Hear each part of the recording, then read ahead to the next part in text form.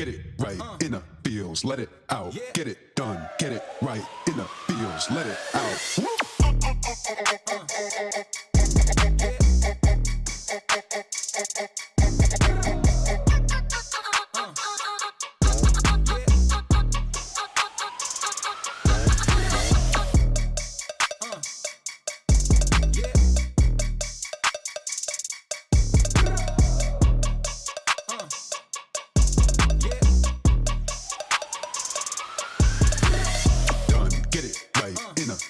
Let it out. Get it done. Get it right in the fields. Let it out.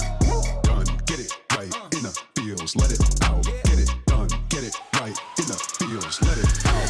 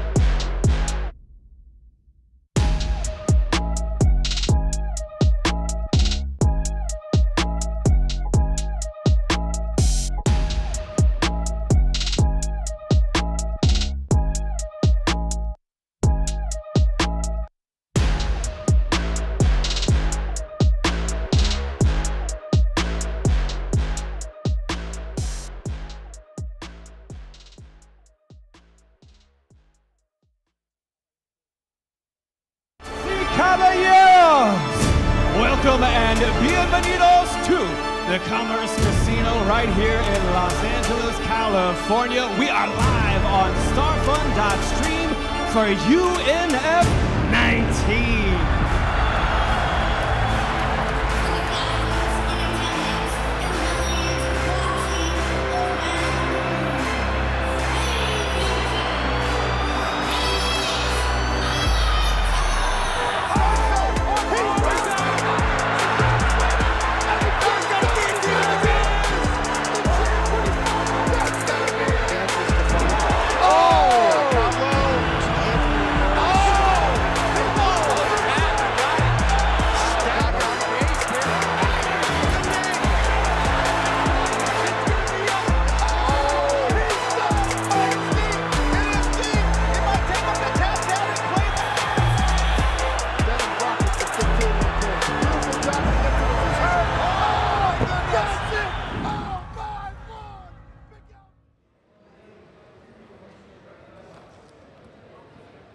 Hello, everybody, and welcome to the UpNext Fighting 20 live weigh-in show presented by Real Eyes Recognize. I'm TK Todd Kennelly. Joining me, Dustin Gutkowsk, as well as Chris Bruno. Now, guys, here in the Southern California area, we just saw some action from UNF 19. What a night that was. But spooky season has started. We've got Halloween Horror Nights, Not Scary Farm, and that's fitting because we have a monster card, Dustin. 18 fights as it stands right now. Yeah, and watching the recap of UNF 19, and I have no doubt that number 20 is going to top it off, and what a milestone to get UNF 20. And it's great to be here. I was thankful to be a part of 19, and I still talk about that card because there was incredible head kicks. We had vicious knockouts. I mean, that truly was one of the best cards I'd ever seen. And I'm excited to see what's going to happen again here tomorrow night. Yeah, can you believe we're number 20 already? Here we are, guys. It's so fascinating to see how well this promotion has taken off. I'm so happy to be a part of it and be here once again with you guys to watch another great night of fights. Yeah, it really is a milestone. I mean, hitting 20, and it just time flies, as the action does inside the UNF cage, because our matchmakers always put together just some absolute bangers. And that's going to be the case here, guys, because 18 fights, but 5 title fights, 3 in the Rising Stars division, 2 professional title fights. Now, I talked about monsters. Let's talk about a monster mash. The Rising Stars heavyweight title, as well as the Camo state heavyweight title, will be on the line as Israel Boule takes on the returning champion, Eli Nadal. Now, Nadal was on that UNF 19 card.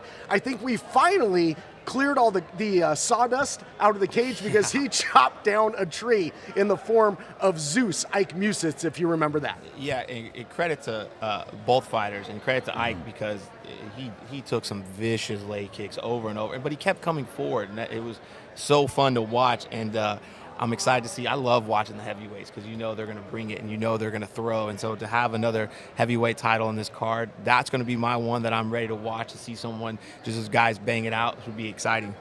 Yeah, me too. I love watching those leg kicks, chopping down a tree. And, it's exciting. It's really changed the sport, those low kicks, those calf kicks. Guys really don't go to the thigh anymore. And I'm excited. As we, take a look back, and again, I mean, just look at these. It was a fight that looks like it should have happened on the streets of Tokyo or Skull Island, like a Godzilla movie. And these guys just stood and threw the champion Nadal out of Paris, France, originally, and was just able to take the wheels out of Musitz. Yeah, Both showed a lot of toughness. It really did, but it was a great game plan from him. I mean, Ike was throwing some heavy hands, and I think he noticed that early on and was able to go to the legs to kind of take away his strength, right? But Ike kept coming forward. But Nadal had to do what he had to do to win the fight, and he did. And excited to see him back and see what he brings this time. Yeah, no quitting either one of these two guys, that's for sure. Let's talk a little bit about the challenger here for UNF 20 and Israel Boule. The 40-year-old, this guy's got a boxing pedigree. Now, I watched some footage on him. I watched a 15-second knockout that he scored over a hapless opponent. It was a nasty left cross. This guy throws with reckless abandon.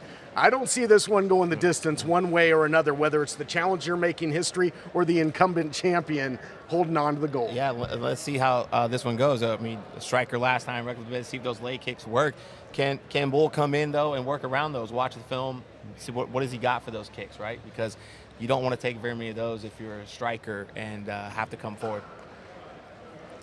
Yeah. Talking about Nadal there and his opponent Boule, you got to love a big heavyweight just clash. Yeah, and that's the thing, is that's how you counter those leg kicks, is with that straight left out of the southpaw stance too. So let's see how that plays out, right? The strategic approach from both of these guys that are obviously looking for a firefight, but you also got to have strategy as well.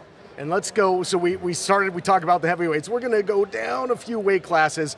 The Rising Stars featherweight title will be on the line as Griffin Rodriguez takes on Isaac Enriquez. Enriquez, no stranger to the fans of UNF. This guy has been very impressive. Think of some of the guys he's beaten, the likes of Jairi Baker, Edrin Ajamian. We'll see Ajamian in action.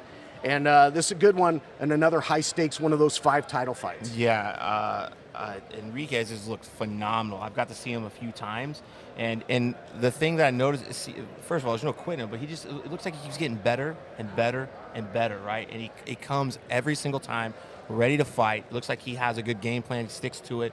But I've just noticed the progression each time I've watched him fight, and you'd love to see that, someone be able to come. And I mean, he's got his work cut out for him tonight.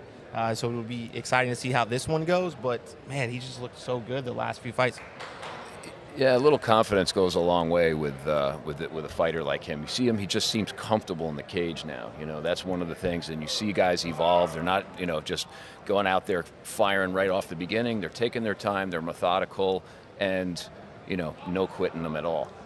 And talking to the challenger really quick, Griffin Rodriguez has some action and some experience in the UNF cage as well, coming off a victory over Matthew Nestor, Mr. Nasty, who will be on the UNF 20 card as we take a look. And again, guys, I don't recall a UNF show with so many title fights, 5 title fights as well. And let's take a closer look at this featherweight title fight between Enriquez and Griffin. So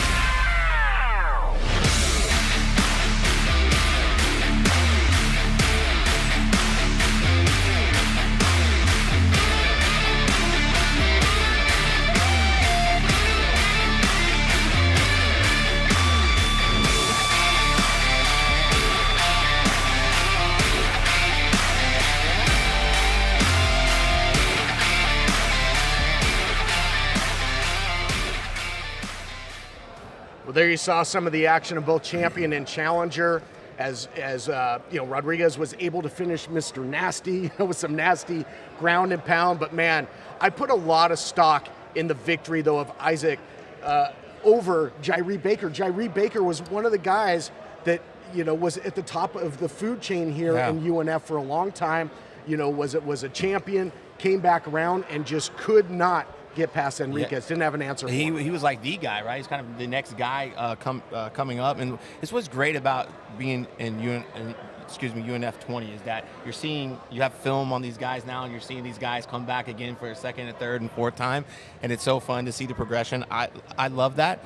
And so it's going to be great. I'm with you. I think that's such a huge victory. And back to what you said, the confidence that it gives them, that's going to be huge. Yeah, and that was a war of attrition too. Really tough, the 3-round fight, and went to a decision. But man, he just kept coming, kept going after him. And a guy like Baker, you look at him, he's a specimen too. I love that about MMA when people are like, hey, who do you think's going to win this fight? Oh, that dude's jacked. He's going to kill this guy. With a wrestling pedigree, everything else, and a kid come out with a win like that. I'm super impressed with him. Can't wait for that. It wouldn't be a weigh-in show if we don't have some weigh-ins. So we're going to be getting to that, and we are going to start with the cleaner, Brandon Farnsworth. No one's had an answer for him just yet, and he's taken on a game and ready opponent in Sukar. We don't want to keep these guys waiting. I'm sure they're chomping at the bit, as our broadcast colleague Jonathan King would say. We miss you, Jonathan. We'll see you again real soon. Let's get ready to head up to the stage and get these weigh-ins starting momentarily. We're waiting for the fighters to get to the stage. Again, 18 big fights coming your way if they all hold, but we take a closer look here at the cleaner. He's been cleaning up the competition thus far. Chris, take us through some of what we're seeing here out of Farnsworth. So this is big grappling from him, getting a nice takedown right there, good top control, gives up position, but now throwing up submissions off his back right here. This is a kid that's like, you can see he's got a full arsenal off his back, on top, and there he goes, mouthpiece out, submission. Beautiful, gotta love it. What a transition. That was amazing. It's almost like he set him up for that. Yeah. All right, let's head up to the stage and get these rounds kicked off. Farnsworth, Sukar. All right, ladies and gentlemen, we have our first bout coming to the scale right now, fighting out of the blue corner. This is going to be in the UNF Rising Stars lightweight division. This bout is brought to you by Smash Burger. Coming to the scale, fighting out of the blue corner, this is Hattie, arms dealer, Sukar. All right.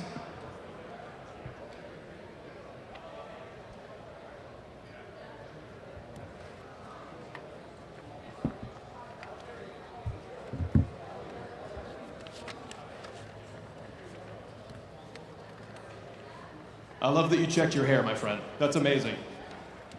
Official weight for Hattie Sukar, 153.6, 153.6 pounds for Hattie Sukar. Once again, this bout in the UNF Rising Stars lightweight division. His opponent is coming to the scale right now, fighting out of the red corner. This is Brendan, the cleaner, Farnsworth.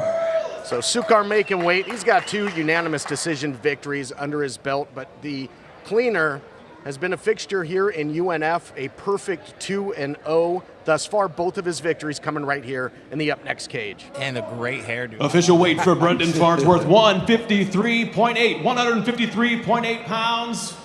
This is going to be a banger once again. Tomorrow night on Starfund.stream, live from the Commerce Casino UNF 20. Gentlemen, how you guys feeling? All right. Farnsworth, all smiles.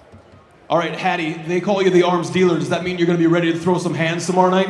For sure, 100%. You're going to see all arms and legs being thrown tomorrow night. Legs too. All right. I'm going to come around to the other side, my friend. Mr. Farnsworth, how do you see this fight going? I don't see it going the distance. I see it going either KO or submission my way. Best man way.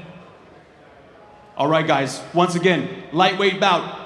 UNF Rising Stars tomorrow night, coming to you live from the Commerce Casino. It's going to be a banger. Back to you, right over at the desk. Todd, what's up, brother? Hey, what's going on, Chad? Yes, and it should be a banger, and the cleaner, Brandon Farnsworth, very confident. Why wouldn't he be? Chris, perfect 2-0 thus far, both wins right here, so he's got that home field advantage, so to speak. He's got the home field advantage. He's got the hairdo going. He's ready to rock, Comes out always looking for a fight, looking to finish. And I look forward to seeing what he's got, the cleaner has for the arms dealer over here.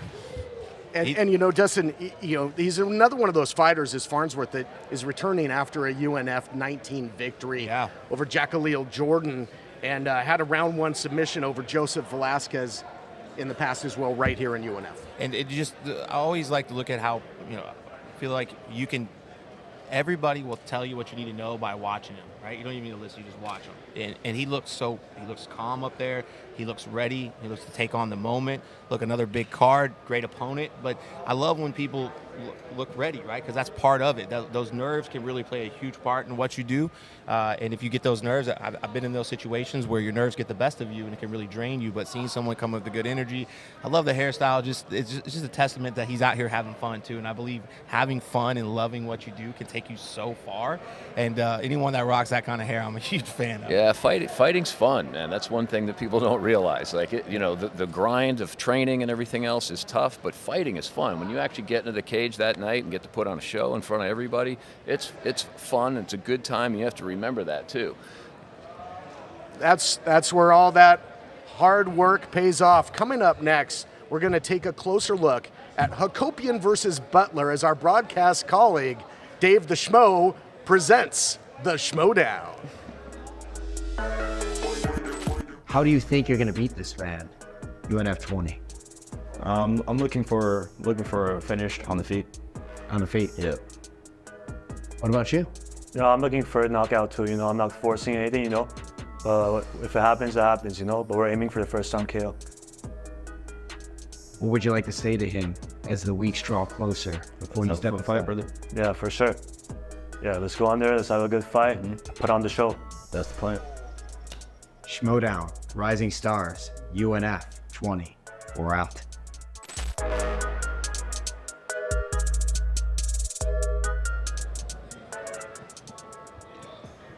Langston Butler looking for the first victory in his MMA career, taking on Savak Hakopian, who makes his Rising Stars debut. So high stakes for both. Both guys, in essence, looking for their first victory. They want to get their hand raised. Yeah, this could be a huge momentum fight, right? We've talked a lot about the confidence, and when you have all eyes on you on a big fight like this, it's not to say that it can make or break you, right? But this can catapult you to that next level. We talked about, Becker. This could put you in that position to be the next guy, right? To be the guy. So there's a lot on the line here. This is going to be a huge fight. I'm excited to see this one.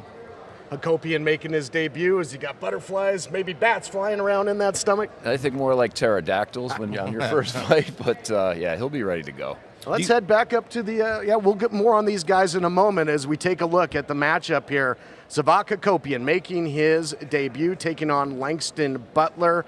This will be in the super lightweight division, scheduled at 165 pounds, and our own Chad Fishburne standing by to keep the party rolling. All right, appreciate you, Todd. Fight fans, this bout's going to be brought to you by David Zakarian Real Estate. It is in the UNF Rising Stars super lightweight division. Coming to the scale first, fighting out of the blue corner, we have Langston Kudomaru Butler.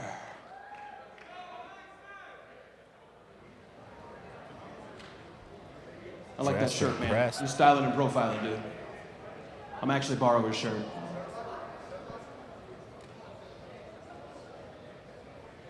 Looks like a star looking for that first victory. He does have 2 fights under his belt, though, so he does come in with that experience edge. As we talked about, Hakopian, making his debut, is going to maybe feel that weight on his shoulders a little bit more, and you might get a little more cool, calm, and collected Butler. He's training out a team SoFed, so official weight for Langston Butler, 163.8 pounds, 163.8 for Langston Butler. Once again, tomorrow night, right here live from the Commerce Casino. That is going to be one of our UNF Rising Stars super lightweight bouts. Coming to the scale, his opponent fighting out of the red corner. This is Savak, the Terminator, Hakopian. The Terminator. Love it. He's got a prime directive to get a victory in his debut. Only 18 years of age, guys. The fighters just seem like they're starting younger and younger. Official weight for Savak, 164.4 pounds. 164 for Savak. Gentlemen. All right, we see these two face off. Langston Butler on the left of your screen taking on Savak Hakopian, making his Rising Stars debut. Super lightweight bout. Intense. Oh, yeah. Ooh, this one's going to be a banger. You guys got any last words before it all goes down tomorrow night? Let's have a fun fight, brother. You guys can face forward one last time for us. Tomorrow night on Starfund.stream. All right, how do you see the fight going tomorrow night? However I want it to go. However he wants it to go. You got any response to that, my friend? Looking for the KO. So we're going for the first round KO, first round finish. First round KO, you guys heard it. Do not miss this fight. Back to you, Todd. Thank you, Chad. Well, something's got to give there, and Hakopian there making the prediction of a KO in his debut. Two guys that look like they're ready to go under the bright lights. Gotta love that. Love that confidence, man. That was so cool just to see guys sitting there, no words, nothing, just looking at each other's eyes and saying, "Hey, what do you got for me?" I don't know. We'll find out when we get in that cage tomorrow night. Yeah, and only 18 years old, right? And have that confidence, because where does that confidence come from? I always feel like confidence comes from the preparation, right? When you've done it and you know what you're capable of doing, that's where the confidence comes in, and that's why I mean, you talked about it earlier. Is this almost a relief for the fighters? It's like, how long are you in camp? You've had all this work, like you said, and then now you're like, fighting's fun. Is this almost a relief for you? It's like, I get to go tomorrow. It really is. You know, once you come in today and make weight, that's the whole thing. Then the fun starts, because you can eat and you come out and you're ready. And when I walk into that cage, I tell people, they're like, "What does it feel like to walk into a cage?" I said, "It feels like you got lightning bolts shooting out of your fingertips." Like, that's how exciting it is, and to be a part of that, there's nothing in the world like it. It's the best sport, and here we are at UNF 20. I'm so excited. I'm beyond words right now. Is it more nervous to weigh in, or is it more nervous to fight? No, the weigh-in, you know, because if you do your work, it sucks. There's no other way to describe it. It's just terrible. It's like an awful thing to do. I wish we could just all fight it, we walk around it, but that's not the sport. This is the fight game. You know, you gotta go through misery to lose the weight. Everybody does it differently. Some of the guys start the weight cut out earlier. Other guys wait till the last couple of days. You know, everybody has a different philosophy toward it, and you know, but once you get that weigh in, you know, you're not really nervous about making the weight. At least for me, even having to make 145 at 51 years old was tough, but you know, I knew that I was on my plan of what I needed to eat, and my wife is like, "You're eating," you know. I'm like, "I am," but I'm eating a piece of turkey and a stalk of broccoli like this to make weight on Thanksgiving, fighting in December. So, you know, it's tough on these guys and these kids, you know, having to do this when they're still growing at 18 years old is tough, man. All right, we're going to keep things rolling. You know, you mentioned it. It's about the prep. It's about the preparation. And for Hakopian, you know, success is when preparation meets opportunity. And this will be the first opportunity for Hakopian to enter that cage. And now we're going to get some thoughts on some of our fighters. Of course, it is football season as well. And we're going to talk a little fantasy football from the start. I'm on 3. Don't take any advice from me on fantasy football. Yeah, I'm on 3 right now. I don't do anything fantasy. I'm a participant, so I wear my own jersey on my own name on the back of the jersey. All right. Well, I played the real sports. I didn't mess with the fantasy stuff. I played a little school called USC. Might have heard of it. But fight on. But some of the fighters were asked about their fantasy football team names. Let's take a look. This should be fun. Fantasy football, my team name would be the Pigskin Peddlers. The Bulls. I go by the Minotaur. That's kind of like my alter ego, so. Los Hurones, the Ferrets. If their brain could understand grappling technique, they would be good at it. Like, so you're saying there's a chance, because they give you like a percentage chance of you making playoffs, and I had like a 1% chance. So it was, you're saying there's a chance. I've been in a rough patch, man. Last few years I've been like out of playoffs, like damn near dead last. The fantasy Foo Fighters. I like the Foo Fighters, so and it just rolls right. It rolls right for me. Shouts out to Adam Chandler. I'm gonna be the Mean Machines. Yeah. Super Squad. Yeah. The 40 Winers. The Destroyers. Destroyers, yeah. Because if you were going to want all the good players on the one team. The gridiron. That's people call the football field, so it kind of makes sense. The Wolves. Yeah, or Team Lobo. The Shining Stars. Yes. It feels full of energy and flamboyant, and it feels powerful to me, the Shining Stars.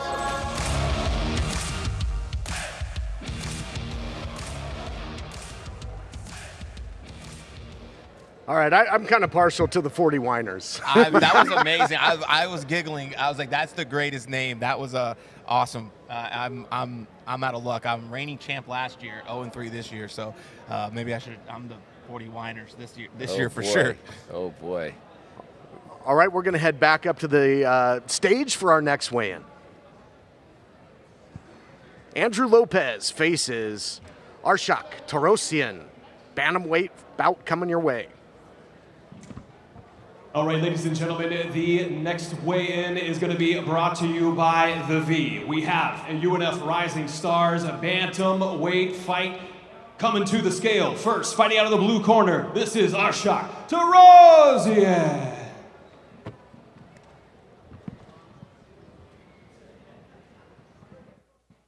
Torosyan, another fighter making his Rising Stars debut, 20 years of age, out of Team Oyama, storied camp, of course. This is coming such a fun weight class to watch as well. It's so exciting. Official weight for Arshak, 132.2 pounds. 132.2 for Arshak Torosyan. And his opponent, fighting out of the red corner, this is Andrew Lopez. Andrew Lopez also making his Rising Stars debut out of Subfighter MMA, Downey, California. Brazilian Jiu-Jitsu. Official weight for Andrew Lopez, 135.2 pounds. 135.2 for Andrew Lopez.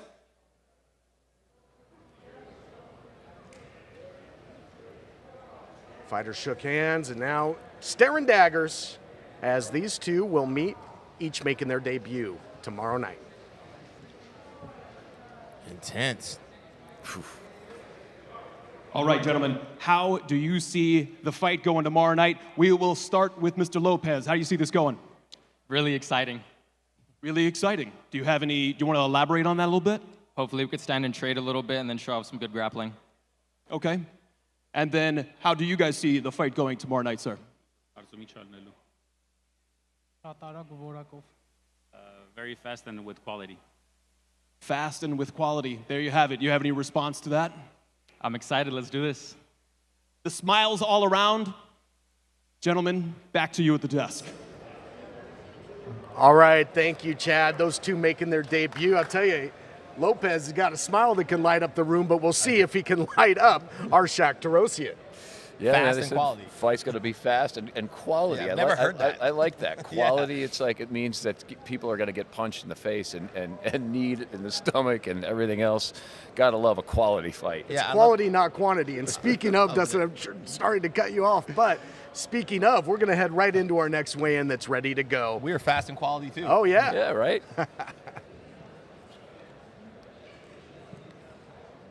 Zahar Gueda takes on Maxime Amuset. And now these two fighters will weigh in. All right, this next weigh-in is brought to you by Blue Sports Card. This is going to be 3 rounds in the UNF Rising Stars lightweight division. Coming to the scale first, fighting out of the blue corner, this is Maxime Amuset.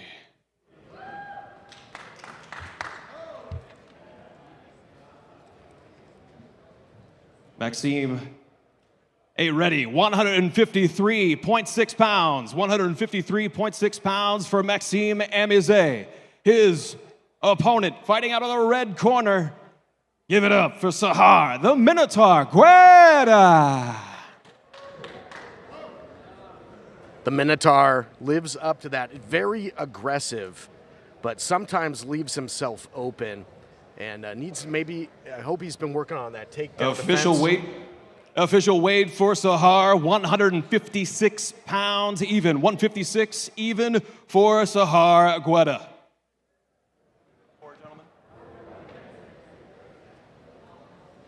Sahar, you look like you've been training pretty hard for this fight. What is going to be your plan of attack? It's been a great camp. I had an easy cut. I'm just going to go out there and give it my all, you know, embrace the moment and just enjoy it as well. Maxime, is there one technique that you would try and employ tomorrow night?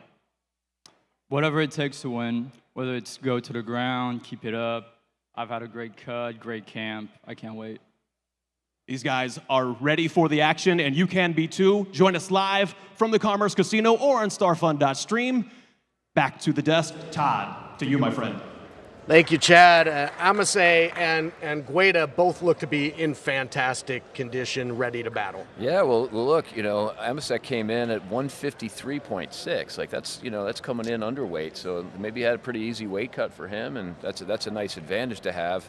You know, it's fighting a guy who wants to go out there and enjoy himself. What did we just talk about, guys? You know, enjoying fighting and how much fun it is to get to be out there on fight night doing this. So, you know, I think both these kids are coming with everything they got. I think it's huge. My friend Kevin Holland, he has a saying, eat steak, make weight. And that's why he went back up to 185. He said the cut was so brutal. And you mentioned something earlier, speaking of weigh-in show, you said around the holidays. And people, I don't even think they realize that. What do you do when you have a fight in December or January? No, it's brutal. Every party you go to, everybody's like, here, do you want some cupcakes and you know, cookies, whatever you want? You know, I'm like, no. Yeah, well, at one point we had a show at a county fair. You guys are trying to weigh in, and there's fried Oreos right around the corner. All right, we're going to keep things rolling. We're going to have a very special guest coming up shortly, and he's not quite ready yet, but trust me, you're not going to want to miss it. Let's take a closer look.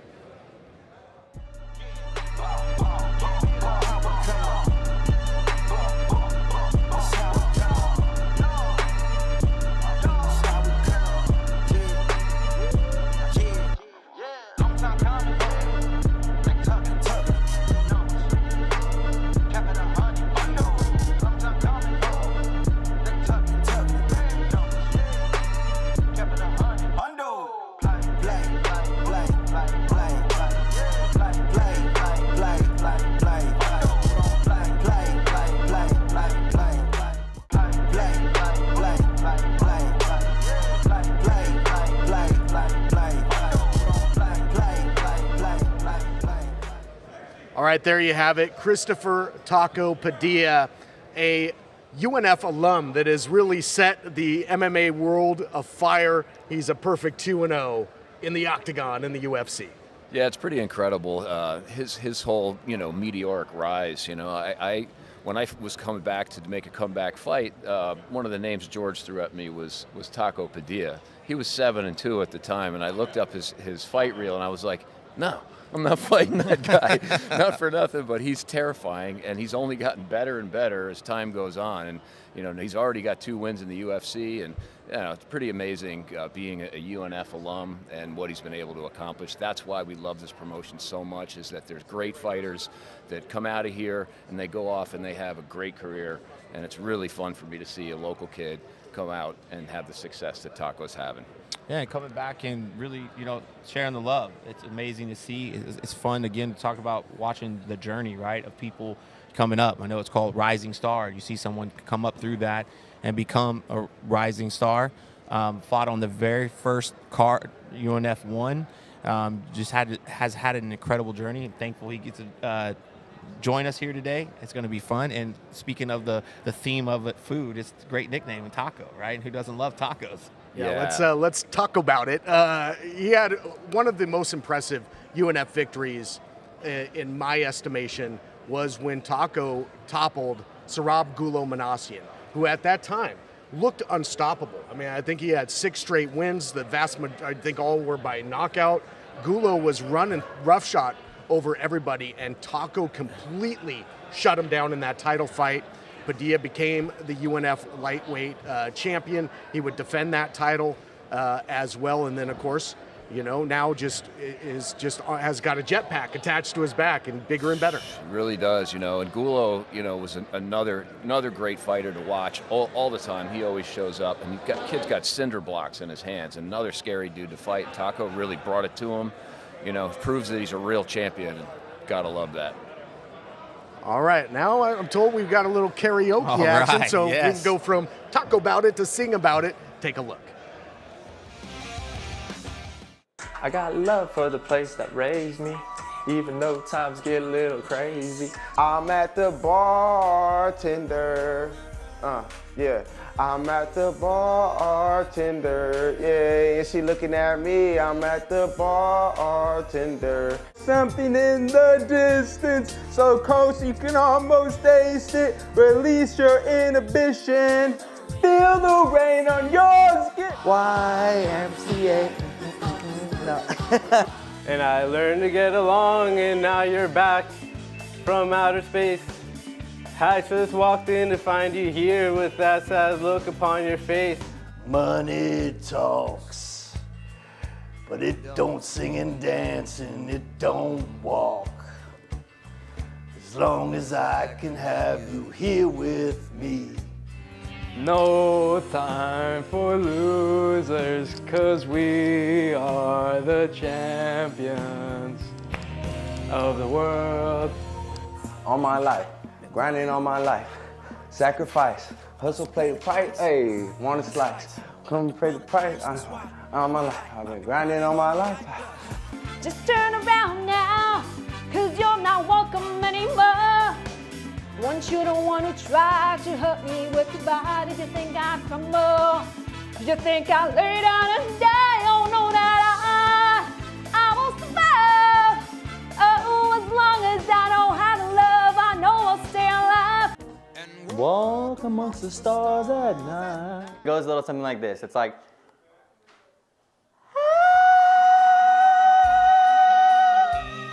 there you go, bro.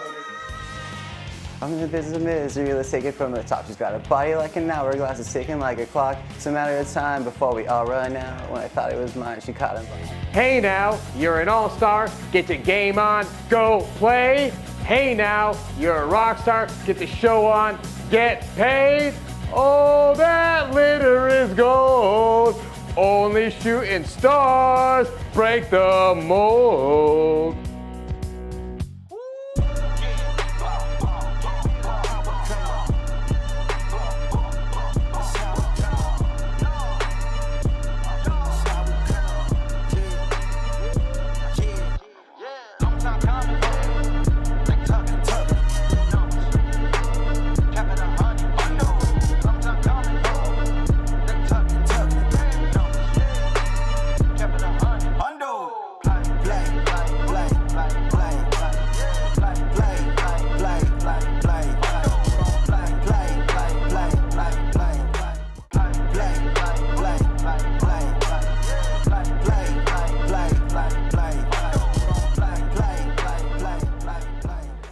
I promise a very special guest, and boy, oh boy, Dustin, did we deliver?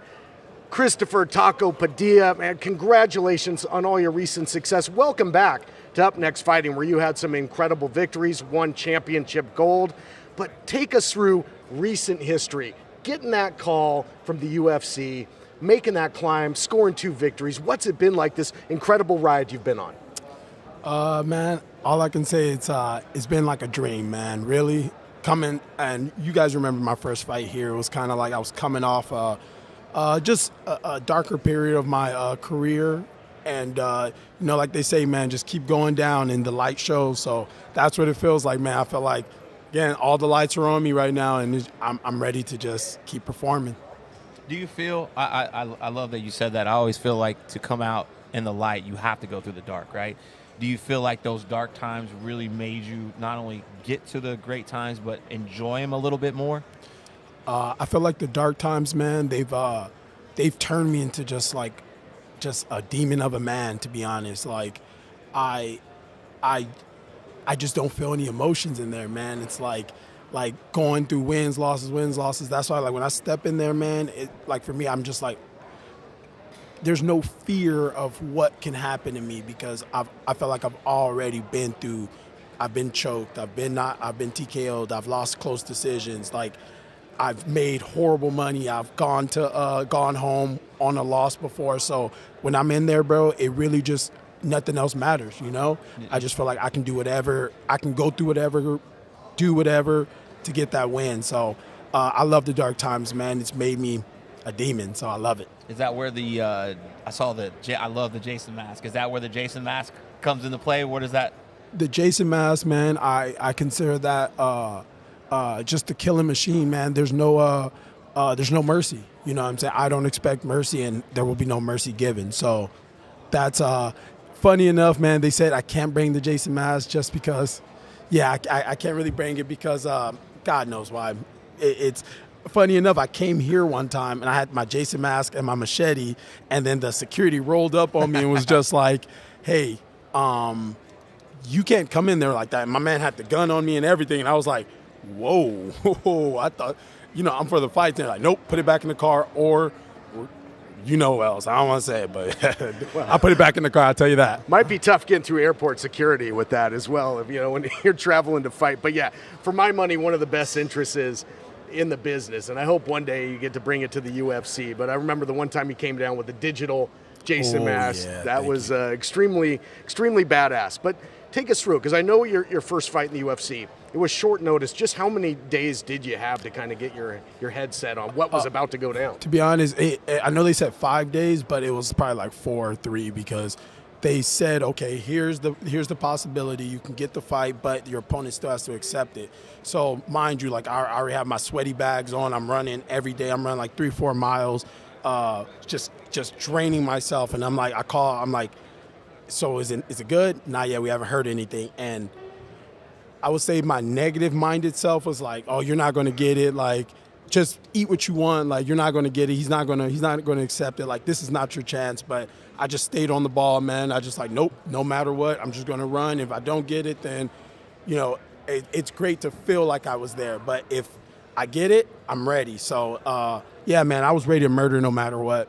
Is that talk to, especially for like some of the younger fighters are coming up, right? The importance of staying ready so you don't have to get ready, because opportunity knocks in 5 days. If you're not training and active in that fight, you can't take that, or if you do, you're not going to show your best performance, so you might not get another one. How important is that for people to understand that, stay ready at all times? I would say to younger guys, man, don't forget why you're here.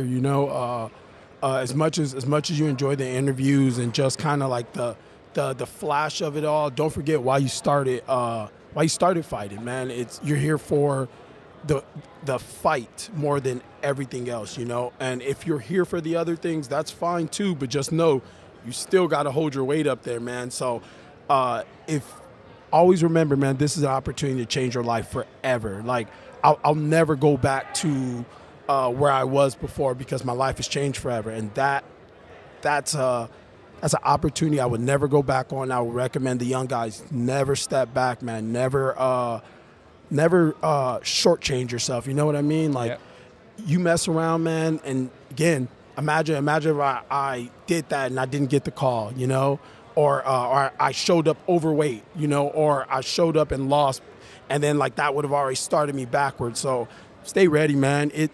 It's worth it. That's what I'll tell you. It's hard days, but it's 1,000% worth it, man.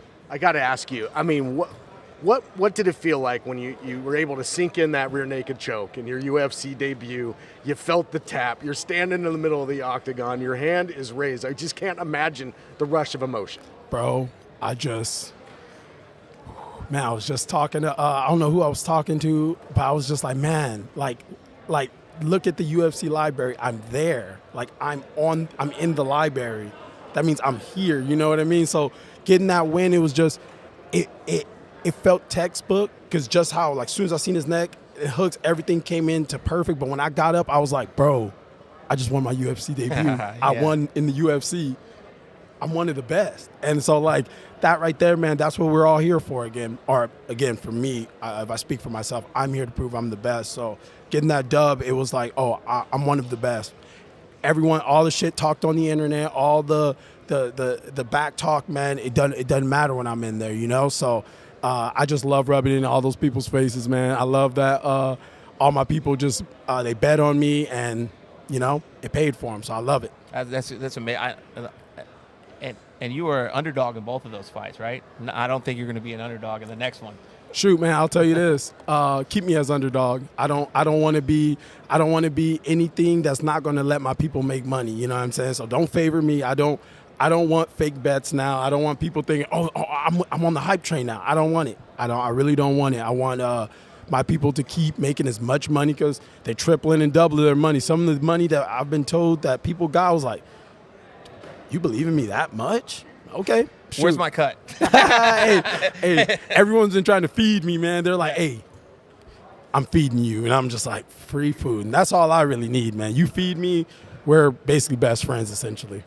How much, we talked about it on the show before we got on, just the confidence, right? How much the confidence plays into it. But also, for myself, I love the noise. I love when people count me up because then I'm like, when people leave me alone, I'm almost, what do I do? But when people talk that talk, I'm like, man, keep going because it fuels me. Do you use that as fuel? Oh yeah, man. I love hate, man.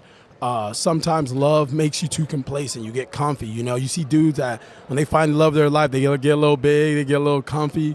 Bro, hate makes you sharp. Hate always keeps you on your toes. You walk in a room full of people that hate you, you don't sleep the same. You eyes on everybody all the time. You're ready. Your body feels that tension. I love that tension, man. I love knowing that they don't think I'm supposed to be here. They think I'm supposed to be a highlight. So I love it.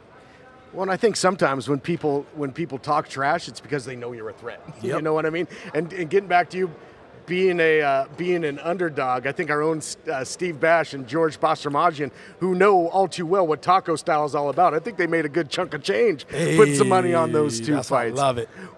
We've got speaking of fights, we're gonna be taking a look at our next fighter. Now, history being made. UNF is really a launch pad. Was a launch pad for you, and Hamza Trad was a Rising Stars champion, and now he's going to take that leap into the professional ranks. We're going to take a look at when he signed at the weigh-in show last time here at UNF 19. Let's take a look at the Syrian Prince.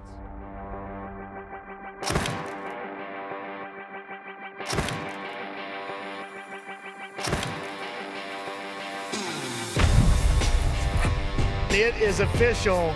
Signed to a multi-fight deal here at UpNext fighting the Syrian Prince, Hamza Trad, who we will see make his professional debut coming up in September. I signed with the UpNext, since I was the champion there. So that's my goal, go up and collect the professional belts. From the amateur to the pro, it's different level. Everything changed, his class, his time, his practice. It's harder now. Every day, 5-6 hours. I feel I'm the future of this game, and I have a big crowd, so every time I step there, it's a beautiful moment, beautiful memory. I'm just coming to kill him, that's it. If you wanted to be champion, you have to cry. You have to die. And Hamza do it good. His mother support, his brother support, Coach Karin support, everyone support him. Without my family, I would not be standing right here, without pushing me every day. You don't have excuse. You have to be the champion. I mean, I'm a type of a person, I'm just coming there to win. My name is Hamza Trad. I am up next, and see you all soon in September. All right, Todd Kennelly, Dustin Gutkowsk, and Chris Taco Padilla. Now, I got to ask you, because you have experience here at UpNext Fighting, your thoughts on what UpNext does for its fighters. Obviously, Hamza Trad kind of worked his way through the Rising Stars division, won a title, and this promotion signing young fighters to multi-fight deals, it's really, he's got to give a fighter just some security and a leg up. Yeah, I completely agree with that. Man, this is not a shot at other promotions, but that one-off, and then when they give you the one-off, and then they kind of give you a crappy win and purse, or show and win, I didn't really like that, man. So when I saw my contract and I saw okay, this is a rising scale. You know what I mean? So that showed me, okay, I know where I'm a fight. I know I have this many fights guaranteed, and I know I'm going to make more money, So that it's like a relationship you build with, your promotion, man. And for me, all of this, man, this is crazy to experience as a local fighter, amateur fighter, and again, a local pro fighter. I'm used to the days where they'll make a graphic out of you, send it to you on Facebook, and be like, sell your tickets, we'll see you on the fight day. And that's where you get it. So I feel like going through all the interviews, all the lights, and all the excitement, it got me ready for the UFC. So now when the camera's on me and they say, hey, say what you mean, I'm used to saying what I mean now, you know, and sometimes you think about these things, but you're not used to saying them. So, yeah, man, I love UpNext, man. I always talk to, like, my students and stuff and say, oh, you know, they're asking where they're going to go and stuff. I was like, man, I know a good place to go. So, and again, the multi-fight contract deal, and then when the UFC calls, they go, do it. This is what we wanted for you. We're not going to hold on. We love that you're a star. We love that we built the star. Now go become a bigger one, you know? So I love them, man. Yeah, UpNext, not looking to hold anybody back from their dreams, but certainly giving them a great platform to get there. And speaking of a future star, he's a rising star champion, the Syrian prince, Hamza Trad, and he's now, we're going to take that show into the professional ranks. And Trad, Dustin, really, you see him taking out David Rojas. Hamza Trad really carried himself like a professional while he was fighting for a rising star. He's certainly ready for this jump. Absolutely, and I think it's, Taco, you said it, right? Like, as a amateur, you're getting this kind of production and this kind of an environment that gets you ready. You're already practicing like you're in the big leagues, right? Mm-hmm. And so you're ready for the big leagues when they do make that call. Yeah, and Hamza, man, I'm personally a fan of Hamza. I remember one of the events, it was like, I think he was like a later fight, and then like I stood here and I was like, you know what, I want to watch this kid because he not only fights hard, you can see him taking his time, and most amateurs, they're like, oh, I only got 2-3 minutes to win. Hamza knows it's not about how much time you have, it's what you do in that time, you know? And seeing that as an amateur, bro, imagine when he has 15 minutes to fight. Yeah. That kid is going to cook these guys, man. So I'm really impressed by him. Again, I'm a super fan. He fought 3 of my teammates and did really well, and those guys are killers in their own right. So I'm excited to see Hamza go, personally. Can't wait to see him make his professional debut tomorrow. Here to set the stage, our own Rain Cruz standing by. Thank you so much, Todd. And now please welcome our fighters for the UNF featherweight bout sponsored by Over Under Public House. Let's start off with our fighter from the blue corner, Theron Mac Marcelin. He's about to in right now. He is representing Supa MMA, fighting out of Fontana, California, representing the Inland Empire. He is weighing in at 145.2, 145.2 for Theron Mac Marcelin. Fantastic mustache. And now, next to the scale is his opponent out of the red corner. He is making his professional debut, Hamza, the prince of the Syrian Prince Trad. Hamza is fighting out of Glendale, California by way of Damascus, Syria. Official weight for Hamza, 143.8, 143.8 for Hamza. Fighters, please face off.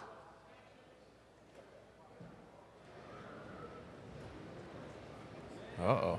Both guys look primed and ready for this featherweight battle. A little trash talk. Marcelin's got a little experience edge in the professional ranks, Chris. He's got 5 fights under his belt, a pair of wins, but I don't think you're going to shake the Syrian Prince. Oh, yeah. That kid's a competitor, man, and like you said, he has a pair of wins, so it's going to be a good showing, man. We're going to see if experience, but see, that's the thing. Hamza has so much experience as an amateur, man, and a fight is a fight. And now I have to ask you guys a question. First, for you, your opponent is going to be making his professional debut. You are a veteran of 5 bouts. Do you feel more confident because you feel like you have done the professional route before Hamza? Not necessarily. I definitely feel like that might play a factor, but I'm not counting on any of the factors to work against him. I'm imposing my will on him tomorrow, and yeah, we're sending him at 35. He should have been more disciplined, should have took a fight at bantamweight, and you definitely shouldn't have came with that energy. I'm coming at you tomorrow. Strong words from Hamza's opponent. Now, Hamza, you're making your professional debut tomorrow at UNF 20. How excited are you, and are you ready? Like always, I'm always ready. This guy doesn't know what's coming for him. Tomorrow is gonna be a movie for him. That's it. Correct. Is it gonna be a horror film? Straight to the hospital, bro. Oh, straight to the hospital. I love that title, by the way. Do you have any title for this horror film? Yeah, the guy with the skinny arms. That's what we're gonna call it. That's awesome. Once again, Van Mac Marcelin versus Amuset tomorrow at UNF 20. Todd, back to you. Straight to the hospital or the guy with the skinny arms? Who do you give the advantage in movie titles there, Taco? Oh, man, you know what? The guy with the skinny arms seems like a Scary Movie 2 type of movie. Yeah. Hamza sounds like a Michael Myers movie, so I'm more of a Michael Myers guy myself, so I think I'm going to go Hamza with the movie. Love Michael Myers. I was say straight to the hospital. That's strong words. I mean, Farad looks big for a 145, though. I don't know if that can play a field, but it's you look. You can't. To me, you can't bring out the skinny arms because if he beats you, then that's you don't want to get beat by the guy with the skinny arms. But those skinny arms all too easier to thread underneath that chin. Hey, man, correct? I'm gonna tell you this. Me personally, I never like to mention size against my opponent because imagine he's stronger than you think, or he's faster than you think, or those things. So don't give yourself that illusion. And the emotion, I'm gonna give Hamza he was a little bit more calmer. Marcelin, he seemed like he was a little bit more smoky. So we're gonna see. Emotion can be a good or bad thing when you're in there, man. So we'll see. And we're going to talk about titles. We got a UNF champion and maybe a future UFC champion here with Chris Taco Padilla. But let's talk about the Boule, Anthony Romero. Last time out, he delivered the nut shot that was heard around the world on Ryan the Lion Lilly. Brought an end to that fight, but he is back and putting the title on the line against Spencer. Your thoughts on this title contest as we take a closer look. Man, the Boule, you want to talk about killers in movies. This guy is just been taking people out, leaving just a pile of victims. Yeah. This is gonna be a crazy one, man. The Bully's gonna have the pressure. Spencer is a very technical guy, but very lethal at the same time. This is one I'm personally super excited. I'm a little more excited than the Lily one first. Lily's a little bit more wilder. I like tech versus like pressure technical style. So this is gonna be fun for me. And Romero has been on fire as much or more than anybody in UNF. Just consecutive victories, the majority by knockout. We look back to his first fight in the UNF against Brian the Heat Dow, a fight where there was more blood than the upcoming Terrifier 3 movie, most likely. Yeah. And it was just a war. This guy loves to stand and bang. And he's become, though, over time, a more of a complete fighter and a champion. He looked, his last fight, obviously before, I don't even want to say the nut shot because I felt that in the stands, but he looked so good during that fight. I mean, up until that moment, he looked so good. And you're speaking of, horror films. Michael Myers is like it's looked like he has no emotion. You talked about it. No emotion on there. He looked like he's just ready to go, and he's coming straight forward. He's not going to get rattled by your noise. But let's talk about the challenger quickly, guys. Brandon Michael Spencer out of Saxon Muay Thai. He's got a Muay Thai background, so he'll stand and trade as well. I mean, this might be a real firefight. And the challenger, although not the originally scheduled opponent, we were going to have the rematch. We were going to run it back. Things fell off. But Brandon Michael Spencer could be a real threat for Romero in his title reign as he comes in a perfect undefeated 3-0. Yeah, the Saxon guys are always very talented, very skilled, great strikers. You got a 4-fight win streak against a 3-fight win streak. I mean, you can't underestimate Spencer at all, and that's something Romero has to make sure. Which we know he's a professional. You got to make sure you don't. You talked about it, Taco. Don't underestimate your opponent. Yeah, Spencer. I've sparred with Spencer several times, and it's like he got better every time we sparred. So yeah, man, do not underestimate that kid because he can crack. And again, technical, So I'm seeing Bully going forward, and if Spencer's smart, he'll play the outside, poke, and try to find a clean shot. But again, when Romero's pressing you, man, he can draw you into that that beat 'em up style, and he's very good at slipping side to side and cutting through. So I can't even pick one, man. I'm personally I want to enjoy this as much as anybody, Can't wait. Get your popcorn ready. That's going to be a good one, and we're getting ready for the weigh-in. Will the Bully continue to rack up victims, or will Brandon Michael Spencer make history? The UpNext Fighting Bantamweight title will be hanging in the balance as Romero faces Spencer. Thank you so much, Todd. Now please welcome the fighters. for our UNF Bantamweight Championship sponsored by Real Eyes. First up to the scale is our challenger, Brendan Michael Spencer. He is representing Saxon Muay Thai. Hello. Fighting out of Van Nuys, California by way of Santa Clarita, California. His official weight, 134.2. 134.2 for our challenger, Brendan Michael Spencer. And now, up next to the scale is our UNF Bantamweight champion, the bully, Anthony Romero. Anthony is weighed in at 135 even, 135 for the bully, the champ, Anthony Romero.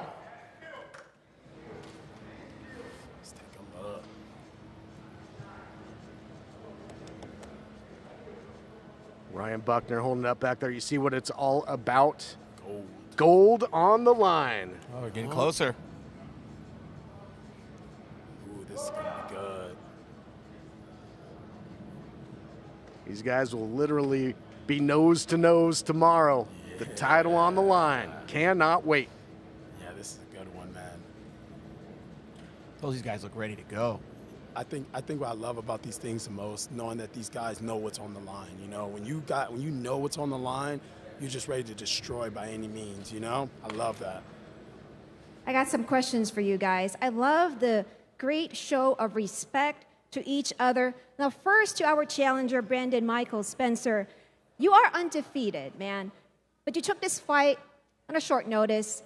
How prepared are you for tomorrow?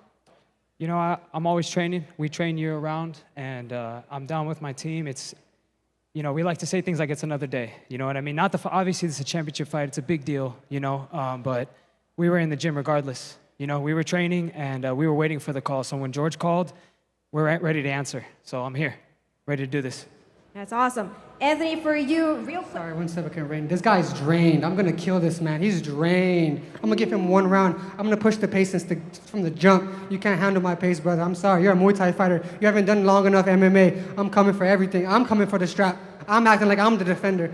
I'm coming for everything. I'm taking everything. You got nothing on me, dog. Sorry. You're all cool as a person, but once we get into that cage, my boy, it's a wrap. I'll see you tomorrow. I'll see you tomorrow.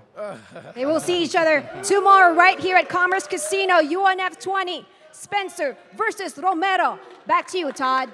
Thank you, Rain. Wow. Well, there's the bully that we all know and love. I think Rain spoke a little too soon when she's, I just love to see the sportsman. Right out the window. Your thoughts on just the mental game of chess being played by the champion? Hey, bro, he's what he is. He's the bully, man. So you can tell, like, again, just give me the microphone. This is what I got to say. He's telling his story, and he's ready to get in there, man. So, again, I'm excited. I knew this is what it was going to be. I mean, does that – I love the trash talk, right? And I noticed you said it too. But I think there's a fine line as an opponent. You have to be careful when you love the trash talk because some people let that outside noise get in. Yeah. And so like for myself, I love the noise, but then I'm like, none of the outside really matters. It's in here. How do you do that as a fighter and watching that? Because you're sitting there, last minute fight, you know, late notice, and this guy, the bully's the champ. He's trying to bully you. He's talking that trash. What do you do, or what can guys do to prepare for that? The simple thing, man, is always remember you're a contract killer, man. Don't ever take this more than what it is. You know what I'm saying? Like, if you're an assassin, you're not worried about what the target looked like, or the size of the target. You know, my job is to kill, get my money, go home. That's how I always run it. I always think. For me, I know people don't like to think about, I think about my money personally. I go 1 check, 2 checks. And whatever he says out of his mouth has nothing to do with my checks. So I'm an assassin, and I keep it right there. Love that. What I love, I mean, like Romero just all of a sudden just flipped that switch. I mean, he looked like he was cool, calm, and collected, and then nope, this is what's going to happen. So, but speaking of champions and former champions right here in the UNF, one name comes to mind, and that is Albert, the Belizean warrior Morales, who makes his return to UpNext Fighting in championship action, and the Schmo recently sat down with him. This is the Schmo. We got the pro. He's the inaugural champion in UpNext Fighting history. Albert Morales in the flesh. How we doing? Doing great, man. I'm excited to be here, excited to be back, excited to reclaim what's mine. I know I'm the best in the world. I just got to go out there and prove it. It would mean everything to win this belt. Where I claim my title as the king of UNF again, yeah, it's everything. It puts me in the right spot, puts me on a 4-fight win streak. And you're fighting a guy in Jesse Schrader. What do you think is going to be the most difficult challenge facing this guy inside the UpNext fighting cage September 28th? I'm training like he's the best fighter in the world. I'm focused on Jesse Schrader, but I'm thinking big. He's a professional fighter. He's made it to the UFC, so he's got some good skills. But I'm not worried about that. I'm worried about what I got to do. You know, I'm training every aspect of my game: striking, ground, cardio, conditioning. I'm going in there from the second we start. I'm looking for that finish. I'm not getting paid by the second. I'm trying to get out of there as soon as I can, and I'm going to finish him in the first round. UNF, gold on the line, best show in Southern California. Other promotions are talking about this show. This is going to be the best show of the year, period. You're not going to want to miss this. UNF 20 is going to be the best show ever. Let's go. UNF featherweight title will be on the line, and let's talk about the return of the Belizean warrior. This guy has a wealth of experience, Dustin. 25 fights under his belt, 6 fights in the UFC, 3 fights in Bellator. He's riding a 3-fight win streak. He's picking a hell of a time to return. He's picking a great time to return, too. And this could be fight of the night. Both of these guys are absolute warriors with experience. And like you said, he's got experience inside, 2 great big promotions. He's coming back trying to regain his title and be the king of UNF once again. It feel like, to me, those words, it seems like he's fighting for something, right? You hate to say, people aren't fighting for something, but it's that back against the wall, like, I'm coming out to retake what was mine. Maybe y'all forgot. It didn't seem like he was over animated about it, but he's like he was ready to go, and he's fighting for something bigger than what maybe you understand. I love that. I thought he's ready to go. I thought he looked prepared. It looked like he was focused, and he knew exactly what the prize. You said earlier, talk about coming forward. He's going to come forward for that. Well, and Chris, really quick, Morales has UNF wins over the likes of Katrian Flash Ware, Ryan the Lion Lily. 2 tough dudes right there to score victories over. Oh yeah, Katrian used to be my big brother. Basically, we trained together, and I know what type of guy you have to be to beat Katrian, because Katrian used to just dog me out, but in a very veteran type of way. But he used to beat me up. So seeing Albert beat him, it was like, oh man, okay, it's that. And one thing I will say about Albert, he thrives in the chaos, and he showed that against Terry. I showed that against Ryan. That if it gets crazy, if it gets to a fight in there, he will fight to the end. So yeah, I'm excited for this one, man. If I'm gonna give my pick now, I'm just going to say it. I think Albert's going to get it, man. All right, okay. I think Albert's going to put it on Schrader. There you have it. But let's talk about sui generis, the other half of this equation. Could things come to those who wait? Perhaps, because that's what Jesse Schrader had to do. He had to play the waiting game. He was scheduled for a title fight with Cisco Rivera last time out. Rivera ran into some issues outside of the cage, and now Schrader gets his opportunity at the featherweight title. 7 victories, 5 of which came by way of knockout. This guy is dangerous wherever the fight will go, though. Yeah, and you know what? He was here at UNF 19, even though he wasn't fighting. And I always it's not how you handle your victories; it's how you handle your losses or setbacks. And he had such a great attitude about it, and was such a great sport about it. And you see a lot of people, when things don't go their way, that's out of their control. He showed up. He was ready to go. His opponent wasn't. But he wasn't down on himself. He wasn't trashing his opponent. He's like, I'm just going to get it next time. And you love that, because that's somebody that's focused on the bigger picture, right? That's somebody that they have a goal in mind, and they're not going to let anyone get there. And so I think that shows up in his fighting. But to see his attitude when something happened that was out of his control, he's like, what can I control? And he's right back in there. He said he was going to stay focused. He was going to keep training, and now he's getting another opportunity. And Schrader was also able to tame the lion, Ryan the Lion Lily. We just saw it there, sank in that rear naked choke. And for Schrader, he's somebody who's got a couple of UFC fights under his belt as well. He said he tasted that. He saw the pinnacle, and he wants to get back there. And winning this title might be a big step in the right direction. Yeah, I mean, it's 2 UFC veterans getting after it. two guys that are both on the streak right now, and I think Ryan is going to. Oh no, sorry, not Ryan. Strader. I think Strader's going to have to be ready for the chaos, man. I called out Strader and Cisco for the 145-pound belt, and I was sitting right in front watching the fight. So I think it's going to be a competitive one, man. But we'll see how we deal with the chaos because Albert's relentless, man. That's one guy that he'll take it, he'll give it back, and he'll take you down, he'll strike you, he'll submit you. So I want to see how he deals with that. Well, let's set the stage for this huge featherweight title bout. Both fighters are ready to weigh in. Albert, the Belizean warrior Morales, takes on Jesse Sui Generis Strader. Featherweight title up for grabs at UNF 20. Thank you so much, Todd. Now please welcome the fighters for our UNF Featherweight Championship. Starting with our fighter from the blue corner, Jesse Sui Generis Strader. Jesse is representing Peterson Grappling and fighting out of Antelope Valley, California. His official weight is 144.6 pounds, 144.6 for the Sui Generis. And now his opponent, fighting out of the red corner, Albert, the Belizean warrior Morales. Albert is representing Black House MMA and Brazilian Samurai MMA. He's fighting out of Reseda, California. And his official weight for this bout is 143.2, 143.2 for the Belizean warrior. Ooh, here we go. Might be some serious fireworks in the making here. Here we go. I already know Albert fight. You always gonna have the fireworks.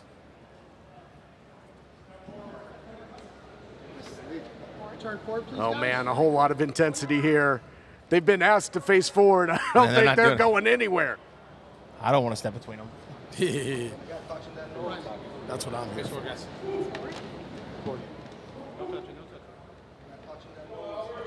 Both guys just were staring daggers at each other.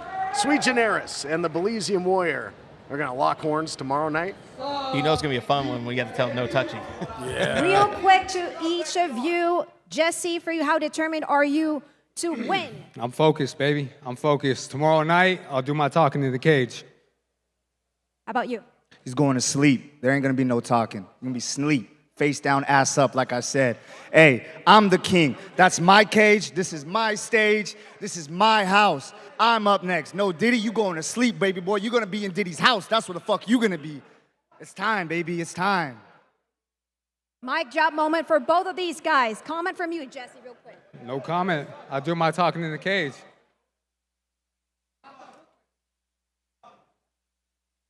Things are getting heated up here, Todd, so I'm going to send it back to you.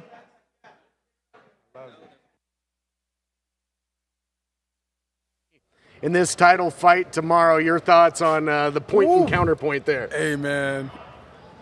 No Diddy, man. He said he's going to be face down, ass up, brother. So that's going to be wild, bro. Again, I still got Albert over him, man. I think that chaos is going to get to Strader. I saw a few times where Ryan was giving him a little trouble. And, yeah, this is about to get wild, boy. George Bossermagian stepping in there as well, our professional matchmaker. Save it for tomorrow. And your thoughts, Dustin, on what we just saw? We have the teams getting into it, and you know that's going to be a good one. But respect, man. Like obviously you don't want to see the teams fighting, but like guys sticking up for his guy. I love that. Like if you're with your team, like I want people that are going to have my back too. But look, that's part of it. They're up there. They're celebrating their guy. Look, it's getting intense. You got a lot of stuff going on, but hey, this is part of it. At the end of the day, these guys are fighters, right? And when sometimes things get taken too far, but we get to settle in the cage. But you mentioned earlier, and I think it's about life. It's the chaos. And life is going to be chaotic. There's going to be chaos. You're either going to strive in it or you're going to die in it. So which one are you going to be, right? And look, you're seeing it right now. Chaos. Who's going to strive? I'm going to say this. Albert came in with the basketball shorts on, bro. So you already know it's about to get ghetto, bro. I'm going to just say that off top. If a man shows up to a fight with the basketball trunks, we all know, if you've been in the gym, you know it. Yeah. The basketball trunks are on, it's going down. Yeah, and they're still chirping over here. You love it. Hey, this is what brings it. This makes it fun to watch. Now you're like, I want to watch this fight even more because they're still chirping. And make sure you watch it tomorrow live on Starfund.stream. But, you know, again, I like what Morales said. This is a homecoming for him. Now, he's got 3 straight victories outside of the UNF cage, but he said, that is my cage. He's coming back to reclaim the keys to the castle. Yeah, it's going to, man. It's like you said, it's his belt. He didn't lose, or he fought Javier, I believe, for it. So, and that was a hell of a fight right there. So, yeah, man, I'll be in the front row, man. Hopefully no one throws a chair and it don't turn into a big thing, because if it does, hey, you I'll ready? pull it out. Yeah. You got the experience. I think you'll handle it. No slicing and dicing for you tomorrow night. All right? Hopefully not, man. Hopefully not. But if a chair come flying, I mean. Hey, bring your basketball shorts. Let's get ready, folks.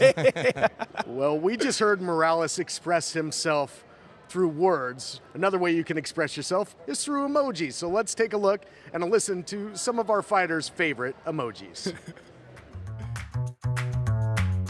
Probably the black heart emoji. I use that one a lot. Black heart? Yeah. What context?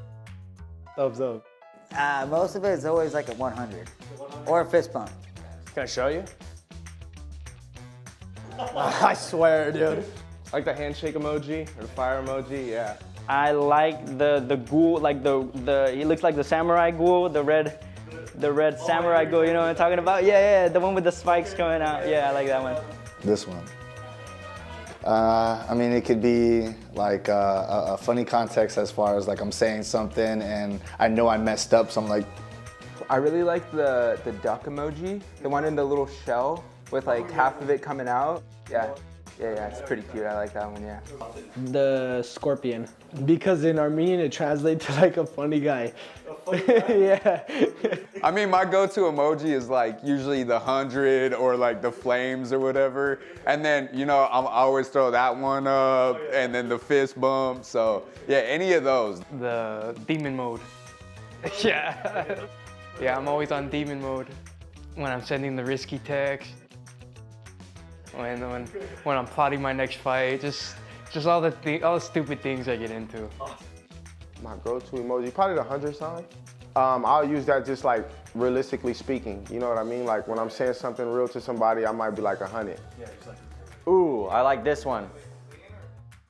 Most of the time people are responding with like a rolling eye or like that flat one that's like this when they're not amused, and then I hit them back with the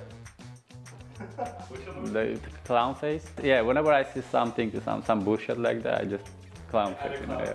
You know, the happy devil. Yeah, you know, like you're thinking like devious, like or like I'm gonna beat this guy up. The orangutan emoji. Orangutans are cool. Fire. Yes. I am fire, you know? Yeah. It's the laughing face and the dancing man that's like that. The sideways laughing emoji. Probably the fire emoji, to be honest. That's probably the most used one. You know? The skull emoji, or like the laughing emoji with like the tilted head. That one's pretty good too. Probably the sunglasses emoji or the shaka. Either the strong emoji or the exclamation marks. Yeah, make sure we get the point through. I would say the strong arm emoji. I use that pretty well. It's usually like the laughing emoji with like that, like sideways. I feel like that one, even though it's not moving, because it's like tilted, it's like animated. The peace sign. I use it in every context. Like, see you later, how you doing, peace. Yeah. You want to know? The eggplant.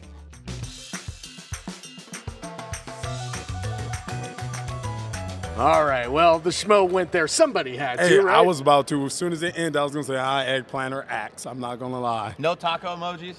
You know what? I've been off the taco emoji for a few days. You know? Gotta bring it back. Yeah, I should, man. I should. Throw some tacos around. You know what? All my boys been using my taco emoji, so I was like, you know what? Eggplant, skull, and axe. I'm on that time all the time. I love it. You know, what's going on in Armenia, though, where a funny guy is represented by a scorpion? That's why you don't want to fight that. I'm like, what? The chicken and egg, I will never get it. I don't even know what the context is even. What do you say with that? But I think he said it was a duck. Did he say duck or what did he say? Oh, man. I don't even know if he said chicken. And Daniel Labastida could do absolutely anything, and I would be entertained. As he said, and I quote, "Orangutans are cool." Well, you know what else is cool is Christopher Taco Padilla and all of your continued success. Our best to you. Thank you so much for returning to UNF and for spending there we go. Rock, paper, scissors, man. And for spending this time with us and giving us your insight. And a big event coming up tomorrow. 18 big fights, 5 title fights. Best of luck to you and whatever's next inside the octagon and beyond. And we're going to take a closer look because we got a lot of fighters that are known for finishes, and we're going to take a look back at some of them right now. Appreciate you guys. Lit, and certainly could be the case. Round 2 up and underway here at UpNext Fighting. Oh my goodness! Oh my God! Talk about a right hand to the chin, and that's all she wrote. Going. Pearson is a jazz pianist, but Windland was bringing the percussion, bringing the jump, the drums to the band. Here it comes, right hook on the button. Bye-bye. In the first round, it's been action-packed. Jabril loaded up. Overcommitted on the elbow. Control, he's got that wrist locked up. Able to get the fight to the mat. Now let's see and what now Jabril has to offer from the seconds to go. Seconds to go. Seconds to go.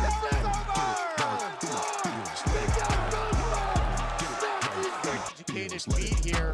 Lead right hook. I liked how he took him away from the cage this time. Full mount now by Carson Dohan. Going to work. Better do something if you're Becerra. Punches are coming in bunches. It's raining. It's raining. There it is.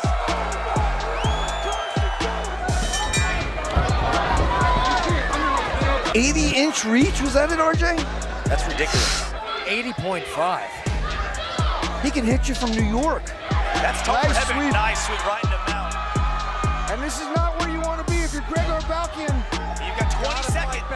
London, you have 17 seconds to finish this. Referee getting real close. Just pick a shot. And there he is. There's the finish. Christopher London. You see Romero ripping the body again. It was a nasty This might be the beginning of the end. He's got almost 2 minutes to work. Big here by Romero. But does he have enough? The mouthpiece souvenir. You got on the Schmo's forehead right here. God, man. And now we're getting real close to stopping this one, boys. Oh! I just got splatted again.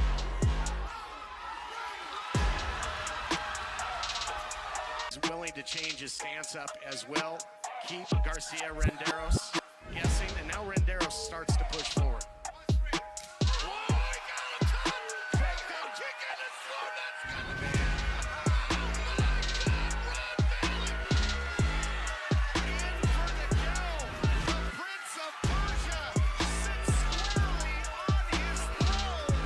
Just because you're long doesn't mean you know how to fight long. Range where he can land. And he's got the neck, and he's got the height to do this. He's trying now. He goes to guard. I don't really agree with that whatsoever. I thought he had him from a standing position, and all he had to do was posture up a little bit more.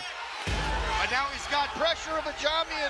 The referee's getting a real close look right here, telling him to fight back. It's going to be over. A lot of that's it. Shots. Incredible. You're in Ajamian snatches. Fighting out of the blue corner will be on the right of your screen there. Taking on El Lobo, Joey Velasquez out of the red corner. She'll be able to settle in a little bit.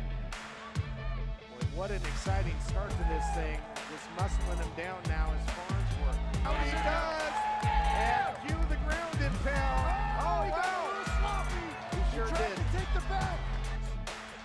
Absolutely, but man, oh man. That's it. Oh, incredible. With 10 seconds left, walks away with the victory. Taking some big deep breaths before the rim. Changed the demeanor of Romero instantly. Oh, yeah, it's a drop. Right to the body. Now going to work is the bully. 10 seconds left. Let's see if he can get the finish here. Oh, he got him again.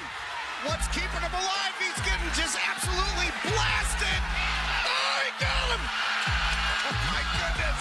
Anthony Romero with thunder in both hands. Oh, my Lord. Unbelievable. It was. It's head kick city, and they're free tonight. Especially Weddle being how tall he is.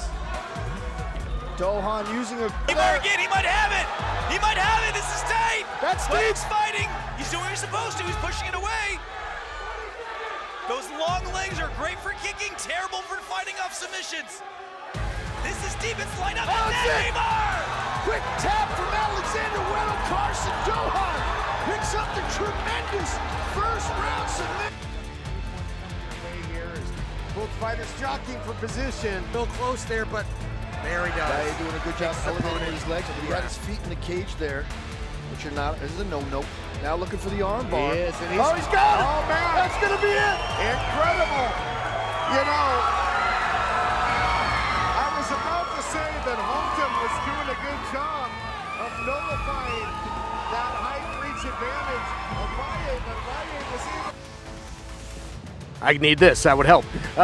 Some great finishes there inside the UNF cage, rejoined by Chris Bruno. You know, it was obviously great to have Christopher Taco Padilla up here, but welcome back. And we've got some more weigh-ins coming your way. And coming up next, it'll be Edrin Ajamian, who returns to the UNF cage. He had a 24-second knockout win over Ivan Shostak at one point, around 2 KO over Quentin Shadle, now coming off of a loss to Isaac Enriquez, but no shame in that because obviously Enriquez in title competition. But we take a closer look here at Ajamian, and very, very dangerous. He's got long limbs and very dangerous on the ground, guys. Absolutely. See, yeah, look at him go. I mean, here's a kid, you know, good top position here, just raining down bombs. You know, that's not something you want to be underneath there. Look at him go. Yeah, got the ground and pound victory there over Quentin Shadle. Now he takes on Sonny Delosier, who is perfect undefeated, comes in, tries to keep that unblemished mark. He doesn't get paid by the hour. He's coming off of a 32nd round 1 win over Jacob Lawson back in May. Both these fighters are primed and ready to weigh in, and we're going to head back to the stage on our own Chad Fishburne. All right, my friends, it is time for another weigh-in. This is going to be in the UNF Rising Stars lightweight division. This bout is going to be brought to you by Soul Drip. Coming to the scale right now, introducing first out of the blue corner, this is Edrin Ajamian. He's already ready already. I love it. I think the glasses might be weighing you down a little bit more. I'm totally kidding. I'm doing my best schmo impression here with the glasses on. My man's he's also got his glasses on. Official weight for Edrin Ajamian, 155.4 pounds, 155.4 for Mr. Ajamian. And his opponent.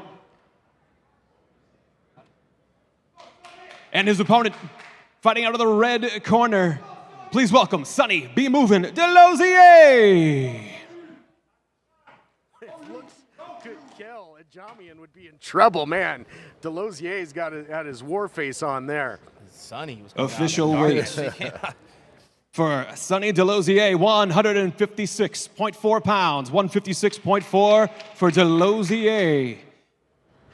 And Delosier might be an opponent scarier than all of the Big Ten for this Trojan, as Edrin Ajamian, a business major at the University of Southern California.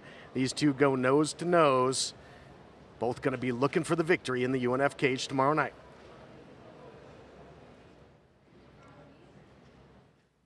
All right, gentlemen. We got a little competition as far as who is most buff going on here. All right, so for Sonny, you're into your second bout. Edrin, you're in your 8th bout. Tell me a little bit. Are we worried about your opponent's experience? No, not at all. If I'm not mistaken, he has kickboxing fights. He's just transitioning into MMA. I'm just really excited to come back, man. This venue is amazing. Yeah, that's about it, man. Excited. Is this a transition fight for you, sir? I mean, I already fought once in MMA. Knocked him out, 30 seconds, first round knockout. Hopefully we can get a little quicker this time. It doesn't sound like it's a transition fight. I didn't say it was a transition fight. I said he was transitioning into MMA. He did say that. An educated man right here. Come on, man. I should have known with the glasses. He didn't know I did a 5-month camp. A lot of wrestling, a lot of jiu-jitsu. You might expect some shots. Okay. All right. Any response to that? Let's do it. They're ready to go. Back to the desk. Todd, take it away, brother. Thank you, Chad. Point, counterpoint there. And Edrin mentioned it. His opponent, Delosier, does have 6 Muay Thai fights under his belt and 1 inside the MMA cage, and it was a successful one with a 30-second knockout. Yeah, but Ajamian is a business major, shows up all business, in his glasses, ready to go. I mean, you got to love the confidence on that kid, right? Love both approaches. One came all business, the glasses and all, like you said, and then one came sneaking around the corner, ready to create another horse. And I feel like we said that earlier, and we didn't know that was going to be the theme of the day. Well, if you talk about horror movies and such, you might want to talk about the Slim Reaper, as Roland, another fighter that is well known in the past here at UpNext Fighting, and he returns, comes in with a 3-1 record and 3 consecutive UNF wins. Now, a bit of a layoff, guys. He last fought in May of 2023, but it's great to see the Slim Reaper make his return. And a win here could factor him right into Rising Stars title contention, you gotta believe. Yeah, absolutely. On a 3-fight win streak, you get your 4th. I mean, it puts him right into a title shot or opportunity, right, in the Rising Star division. Yeah, you know, and he's going to come out firing, man. You know, you look at him, he's all business, all ready to go. You know, it's going to come in like a lot of volume. That's what you're going to see from him, and that's going to be exciting.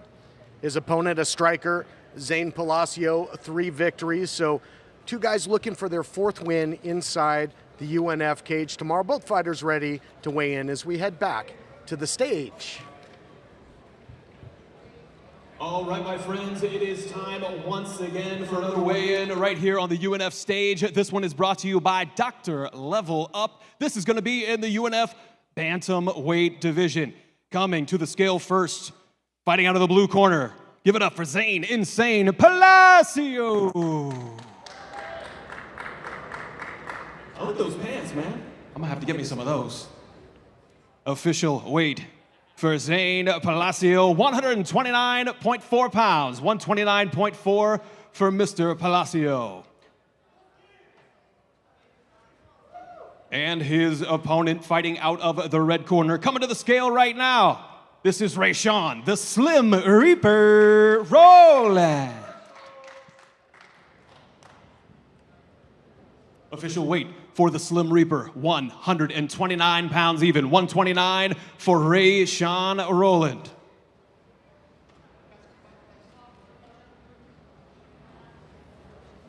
Once again, we are going to be live from the Commerce Casino tomorrow night. This is going to be an absolute banger, my friends. UNF 20, also on Starfund.stream. These guys match up real well on paper. Both strikers, both coming in with 3 victories in the MMA cage. Expect some fireworks in this one, guys. Slim Reaper and Insane. I mean, come on. Here we go. We're got another horror movie going in front of us. These guys, one of them smiling, the other one's all business. Love to see that in these fighters. Zane, quick question for you. Your nickname is Insane. How are you going to bring Insane to the UNF cage tomorrow night? Hey, man, I love the competition. I'm trying to put this guy out. Move on to the next fight. Let's go, let's go, let's go. You're already smiling. Are you thinking about how that knockout's going to happen right now? Oh, yeah, I'm already picturing. I'm going through it. So many ways, so many ways. Thousands of possibilities. I got 6. 6? That is very specific. I'm trying to hurt. Put him in the hurt. All right, he says he's bringing hurt in your direction, my friend. What do you have to say to that? He can keep dreaming, man. We know what I'm bringing to the table, so the talk, it don't even matter because, tomorrow, they know what time it is. All that he's talking, it's just a dream, man. He could keep dreaming. I'm going to make sure he dream all right. You bringing the strikes, or are you going to try and take it to Sleepy Town? I mean, wherever it goes, you know what I mean? I already know. I got the drop on this dude. He don't even know. I know what's up with this dude, man. He just started, bro. He ain't on my level. Ladies and gentlemen, tomorrow night, live from the Commerce Casino, UNF 20. I like the sportsmanship. Back to you, Todd. All right, do you think one of these guys has what it takes to take their opponent on a one-way trip to Sleepy Town? You know, keep dreaming. I love it. You know, this is what nightmares are made of, is stepping in a cage against guys like this that are trained assassins, putting it all on the line for one another. I mean, and we get to sit back and enjoy it, make the call.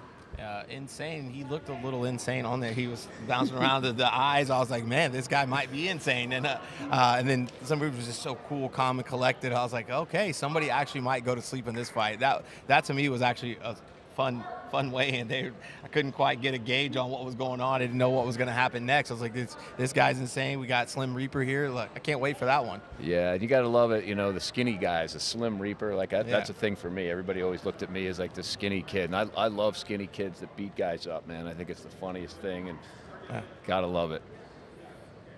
And again, these guys match up so well. Cannot wait for that fight. And I'll tell you though, Palasio has finished a couple of fighters. He's got 2 knockout victories. All 3 of the Slim Reaper's victories coming by way of decision. And we are standing by. We're going to be going to another video featuring our own Dave the Schmo and another Schmodown.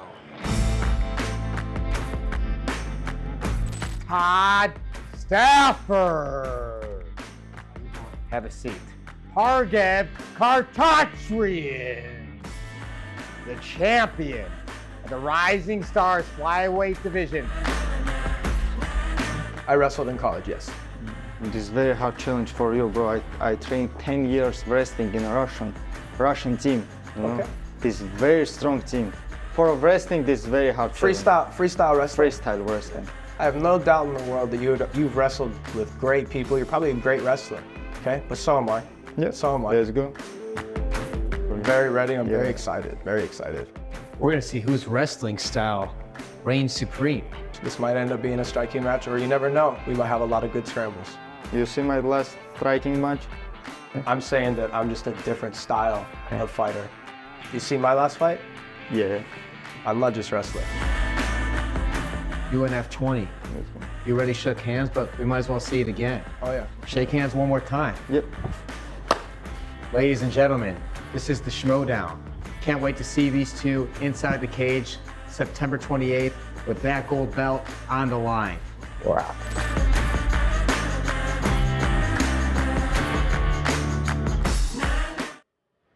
Wow, those 2 locking hands, that looked like straight out of Predator, you son of a bitch. Right. But Katrian returns, the incumbent champion, taking on the challenger, Todd Stafford. Let's not make these guys wait any longer. Let's go back to the stage as they weigh in for this title bout. All right, this bout is going to be for the UNF flyweight title. It will be brought to you by Munchin Meal Prep. Coming to the scale first, fighting out of the blue corner, this is Todd Stafford.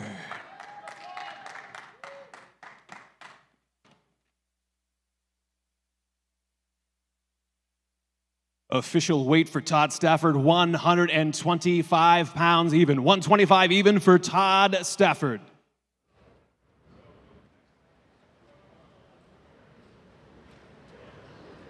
And his opponent, he is the reigning and defending UNF flyweight champ. This is Pargev, the Armenian soldier, Katrian.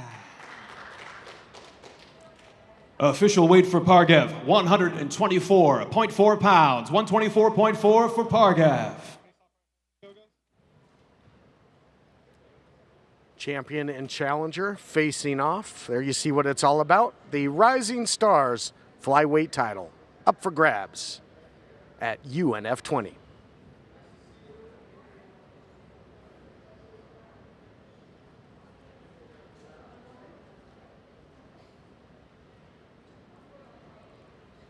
All right, Todd, question for you, brother.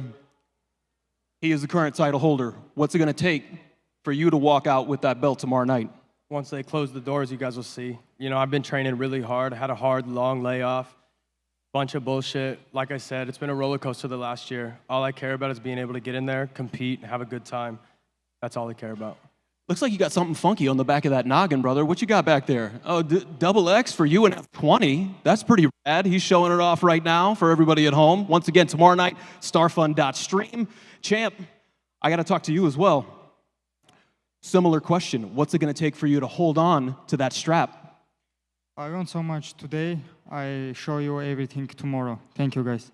Both of these gentlemen playing it close to the vest. I get it. They don't want to show off their game plan. Todd, back to you, my friend. I love it. The champ going to do his talking tomorrow. There you see those two, champion and challenger. Now, in the Schmodown, we both talked about their wrestling pedigree, their wrestling background, but they're much more than that.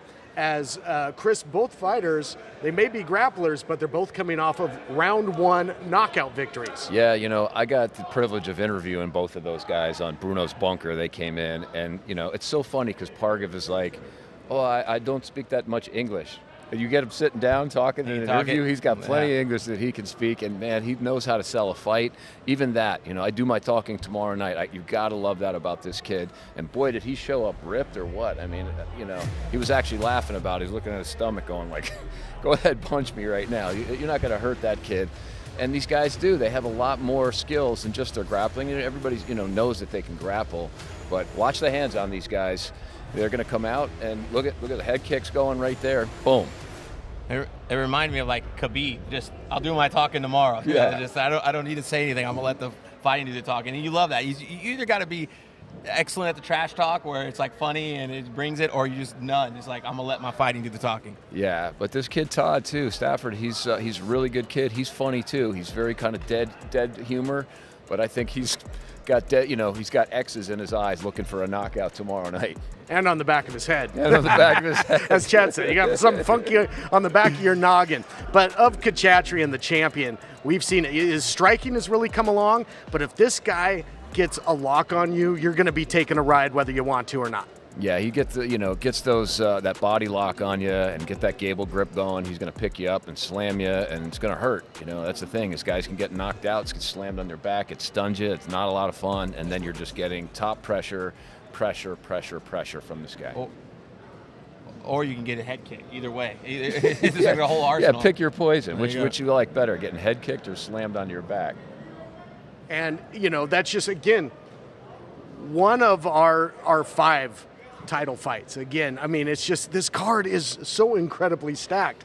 You know, as we've been sitting here, Dustin, throughout this weigh-in show, you almost remind you, oh, that's right, I'm really looking forward to that one. And I'm looking forward to that one. You think about the 5 title fights could be almost its own card. I mean, if you had just those 5 fights on a card, you would go, that's a great card. And then you look at all these other ones, like you said. I was like, oh, I think this one's going to be my favorite. Oh, no, that one's going to be my favorite. No, that one's going to be my favorite, because there's so many of them. It's amazing. And it reminds you of the matchmaking that UNF does here to put so many great cards on and so many great fights.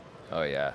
And speaking of title fights, Isaac Enriquez, Rodriguez, another one of those title fights. I'm told momentarily we're going to have a closer look at that. And, I mean, kudos to our incredible production staff as we see Enriquez there earlier, looking loose, looking calm, looking ready. And let's take a closer look at another one of our featured bouts. There's a litany of them, and this is another one that's going to be extremely exciting.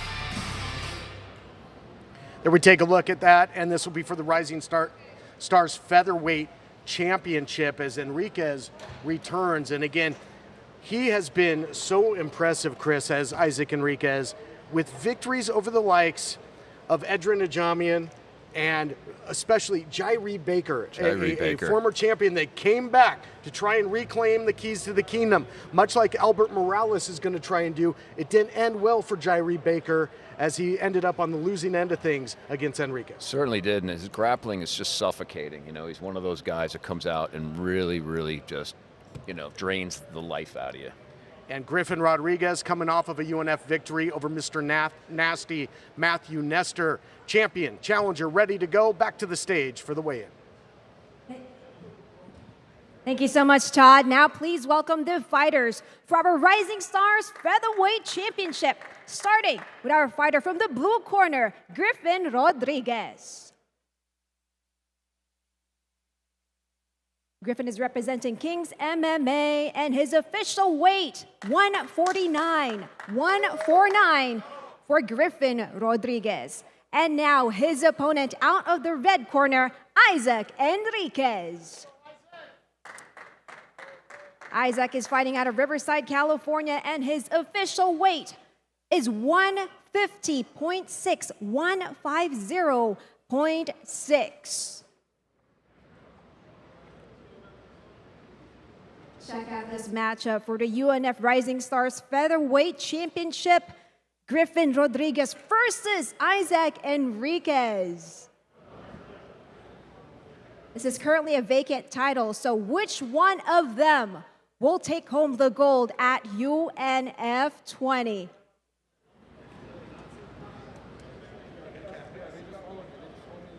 Now for you guys, let me get in between the two of you. All right, so this is a vacant title. How determined are you to take home the gold tomorrow? Man, this is part of my dream, so just to start. How about you, Isaac? I've done it before, so I'm going to do it again. Ooh, he's done it before. Nothing new. Nothing new for your opponent. How about for you? Any response to that? It doesn't matter. I'm just going to come in and do my thing, and we'll see what happens in the cage. Awesome. We will see what happens in the cage, Todd. Back to you. Yeah, meant a few words, but I'm sure they'll bring the excitement tomorrow. Now, Isaac Enriquez is coming off the lone loss of his career and against Weston Quiros. Now, Weston Quiros now 6-2, so high-level competition there, but a chance to really bounce back in a big way and claim championship gold. Big opportunity for both. Yeah, absolutely, and I think it's something he got to get that back, right? And they both guys looked a little nervous. I don't know if it was just edges, maybe it was a little bit late into the day, but let's see what they got. They're both super talented, both up-and-comers, right? And it'll be definitely an interesting fight. Yeah, Rodriguez has got a great 1-2 that he follows up, sets it up nicely, throws the 1-2, but doesn't just leave it there. He'll come in, keep going to the body, everything else. He's kind of a hurricane. Sorry to use the terms with Helene landing don't listen, the Florida same day fans. right now. Sorry, Florida, but he's definitely a hurricane, and I look forward to see what he's got to bring to the table. All right, and we've got more fights to bring to the table and to the stage. As I told, our next weigh-in is ready to go. And now please welcome to our stage for our ceremonial weigh-in for the Rising Stars welterweight bout between Stone and Kanyan. Our fighter from the blue corner, Eli Stone. Eli is making his debut tomorrow at UNF 20, and his official weight, 170 for Eli Stone. And now up next to the scale is his opponent from the red corner, Edgar, the highlight, Kanyan. Also making his debut tomorrow. His official weight is 168.2. 168.2 for the highlight. No touching, guys.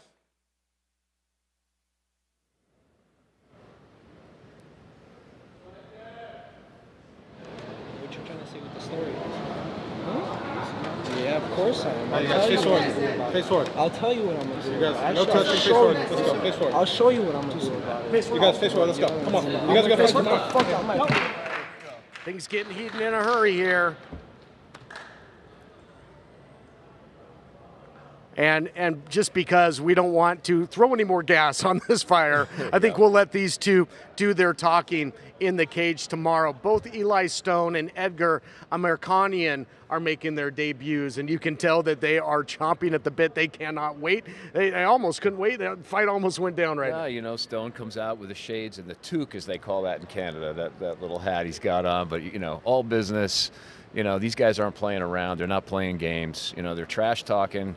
But, you know, they're ready to go, and tomorrow night, you know, we're going to see these guys throw bombs at each other.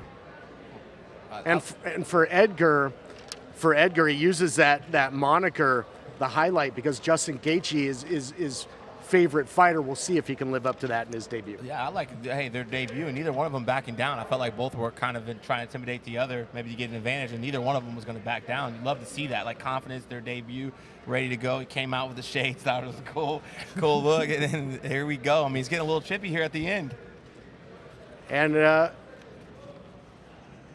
And talking about chippy, I mean, and talking about debuts, we've had a debut of a great new segment, that being the Schmodown, and we got another one-on-one Schmodown coming your way right now. Gentlemen, we almost didn't make it to the table. Were we gonna have a fist fight outside in the hallway before the Schmodown? Well, you know, he tried to play hands on me, so I had to let him feel my power a little bit. Man, it's okay. But we'll talk about it for sure. You're a serious guy. We're gonna take care of business September 28th, but Yeah, just... that's what I'm trying to do, yeah. I'm trying to be professional. Have you watched him fight before? Yeah, we've sparred before, and I've seen his fights, and, you know, he's a good fighter. We gotta get down to the business right now. You guys sparred before? When was this? Probably 2 years ago. You know, they paid him to come into my camp, and, you know, he was my sparring partner, so. I'll tell you this, nobody gives me money to come for his camp. Maybe that was someone else. It was like a couple months ago we sparred, like almost 1 year I can say. He was coming to our place. I've never been someone's sparring partner. Yeah, we spar. He's a liar. What do you mean I'm a liar? You're lying. I never lie. I'll never lie in my life. I'm keeping it real. It's okay, bro. Just talk wherever you want. So you didn't pay him to spar? No, I didn't pay him, but they paid him. He was one of my sparring partners. No, maybe they lied to you. Maybe they lied to you that they gave All right, whatever. It doesn't matter, but you were my sparring partner. Yeah, and you were my sparring They brought him in to my camp to spar me. What do you think a victory over him will take you in your mixed martial arts career? It's just one step closer to my goals. And what are your goals? Get as many belts as I possibly can. Just want to know who told you like they gave me money to come to spar with you. Just want to know because I'm gonna break them. Someone come to lie to you. I'm not gonna tell them. Let's make it to the fight, September 28th. Absolute fireworks in the featherweight division. This is the Schmodown.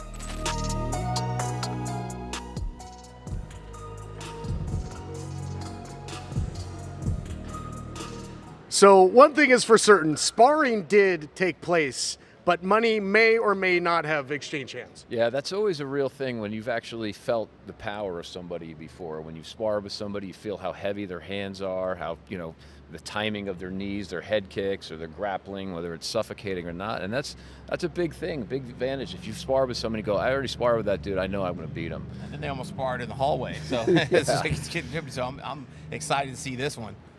All right, there's been some verbal sparring. Let's get up to the stage before something else breaks loose.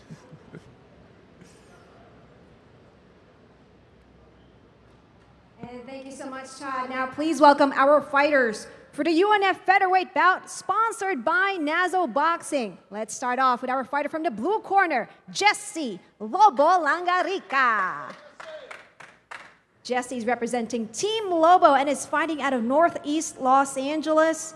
His official weight, 145 for Jesse Lobo Langarica. And now please welcome his opponent out of the red corner, Jora Sahakyan.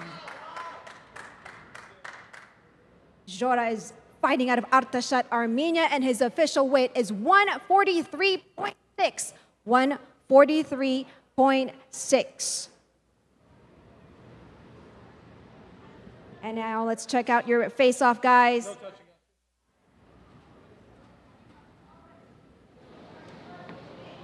Langarica there on the left of your screen, taking on Zora Sahakyan. Sahakyan, an undefeated 1-0.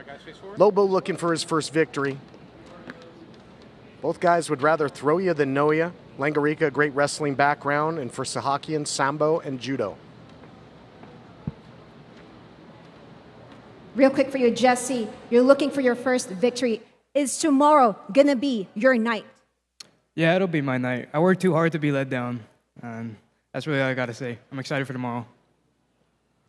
For you, Jora, you want to protect your undefeated record. How determined are you to stop Jesse from making tomorrow night his night at UNF 20?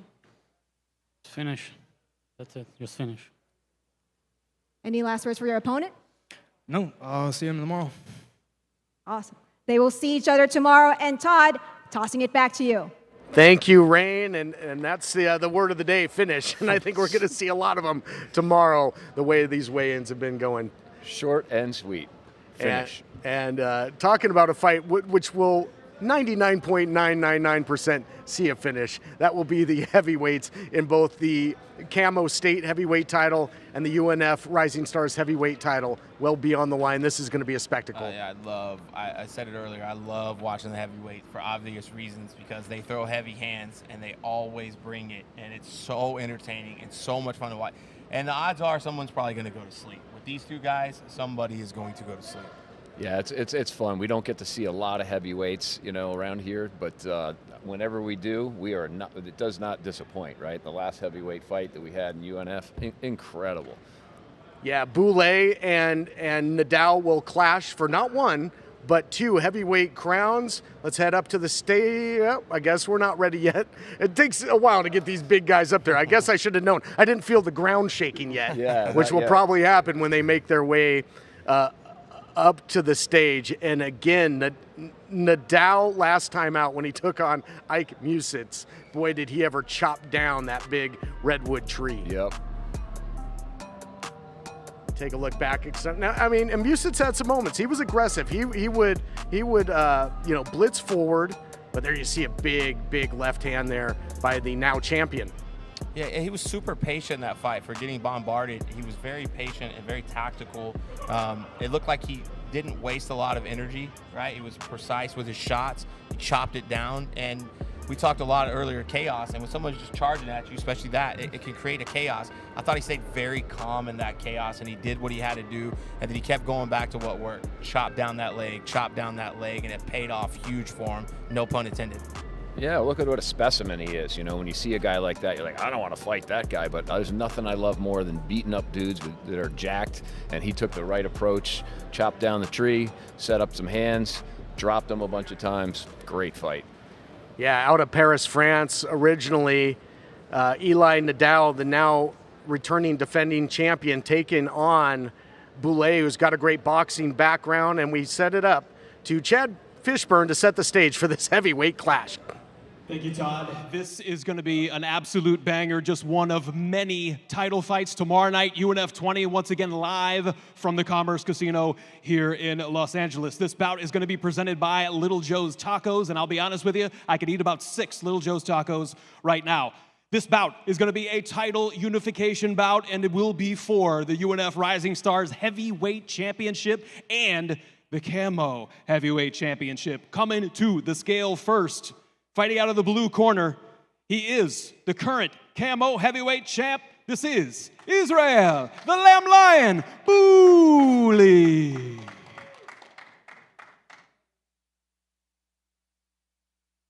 Had to give him a wide berth there. Official weight for Israel, 235 pounds even. 235 even for the Lamb Lion.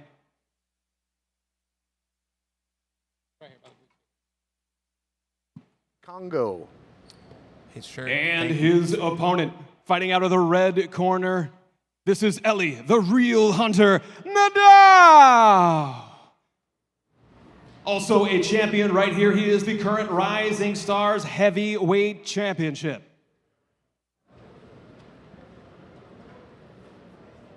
Unification bout as Nadal. Official weight for Eli, 253.4 pounds, 253.4 for our current Rising Stars Heavyweight Champ.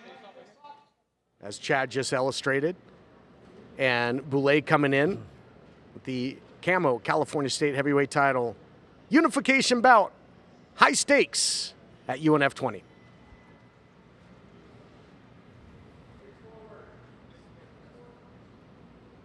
They do not want to face forward. I'm going to pop in here real quick, if you guys don't mind. That's a lot of courage. Why did I just insert myself in this? I'm not sure. I feel like a kid interviewing 2 dads that are getting ready to go at it right now. All right, Eli, my friend, this is an international battle, which is, by the way, what you can expect from UNF. We have France versus the Democratic Republic of Congo in Africa. This is going to be an absolutely awesome fight. What is your ticket to success to take home not one, but both belts tomorrow night, my friend? I have no secret, to be honest with you. I don't believe in luck. I believe in like hard working 1,000%. So there is no secret in this game. You put in the work and you get the job done. That's it. So tomorrow is gonna be like a really, really huge performance. We're taking the belt and we're going back home. That's it. That's all I have to say. Thank you so much. I'm excited to be tomorrow night. You beat an absolute mountain of a man last time for this belt. Any different approach? Do you feel like you're gonna try and strike some more? You're gonna try and take it to the ground, or you're gonna wait and see how the fight presents itself to you? We'll see tomorrow, man. We'll see tomorrow. I can tell you right now. We'll see tomorrow. All right, my friend. We have another champion right over here. Israel, current champ. What is your game plan, or do you not want to? Do you want to play those cards close to the vest? You're gonna see tomorrow. Because I feel like that Peyton Manning used to tell you exactly what he was going to do and then still do it. But I respect the game. I get it. I totally understand. It's going to be an absolute banger, my friends. Once again, champion versus champion, UNF 20 tomorrow night. Stream live on starfund.stream. Back to you at the desk, Todd. Thank you, Chad. Am I the only one who thinks it's hilarious that these battle of these two Titans is going to be sponsored by Little Joe's Tacos? Yeah, and his shirt, thank you, Jesus, and thank you, Jesus. It's not me fighting him, because those are two huge men. Yeah, that's what Endow's going to say if he gets out of this fight alive, is thank you, Jesus. Man, these guys, I wouldn't want, you see Chad couldn't even get in between the two of them. Like, that took courage for him to like, excuse me, guys, let me break you apart for a moment here. Well, especially after they said face forward and they didn't want to. I was like, hey, man, thankfully we're over here. It's not us. Thank you, Jesus, that we are here and not in there. Exactly. Let me ask you this, Chris. How much room is in Bruno's bunker? Because I think we're going to all need to take shelter, because there is going to be heavy bombs being thrown, heavy artillery in that heavyweight title fight. Yeah, we have some heavy artillery in Bruno's bunker, but I think we might be able to put a few of those guns up on display in Bruno's bunker. And we're going to keep things going here as Moises Gabay takes on the returning Axel Conrad as we await those two fighters. Gabay, undefeated, comes in with a 1-0 record. Axel Conrad looking for the second victory of his career, no stranger to the UNF cage. And Chad Fishburne standing by to weigh him in. All right, thank you so much, Todd. This is going to be another absolute banger in the UNF featherweight division. This bout is brought to you by Fight Night Customs. Coming to the scale first, fighting out of the blue corner, we have Moises Gabay.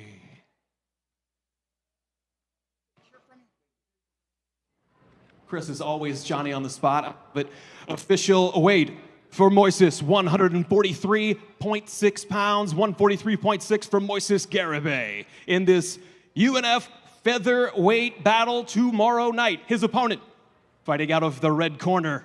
Give it up for Axel Conrad.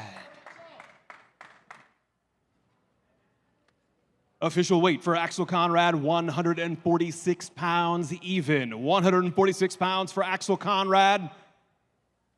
Once again, tomorrow night, stacked card, UNF 20, live from the Commerce Casino. You're not going to want to miss it, my friends.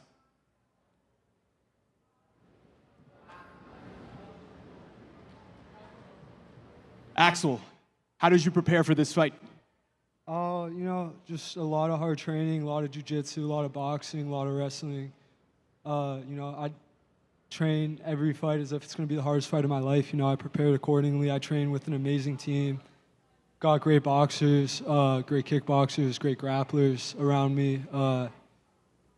You know, I feel good, dialed in and ready to kill. I prepared accordingly. So, you know, it's always kill or be killed for me. Every time I come to fight, you can expect me to come to finish the fight.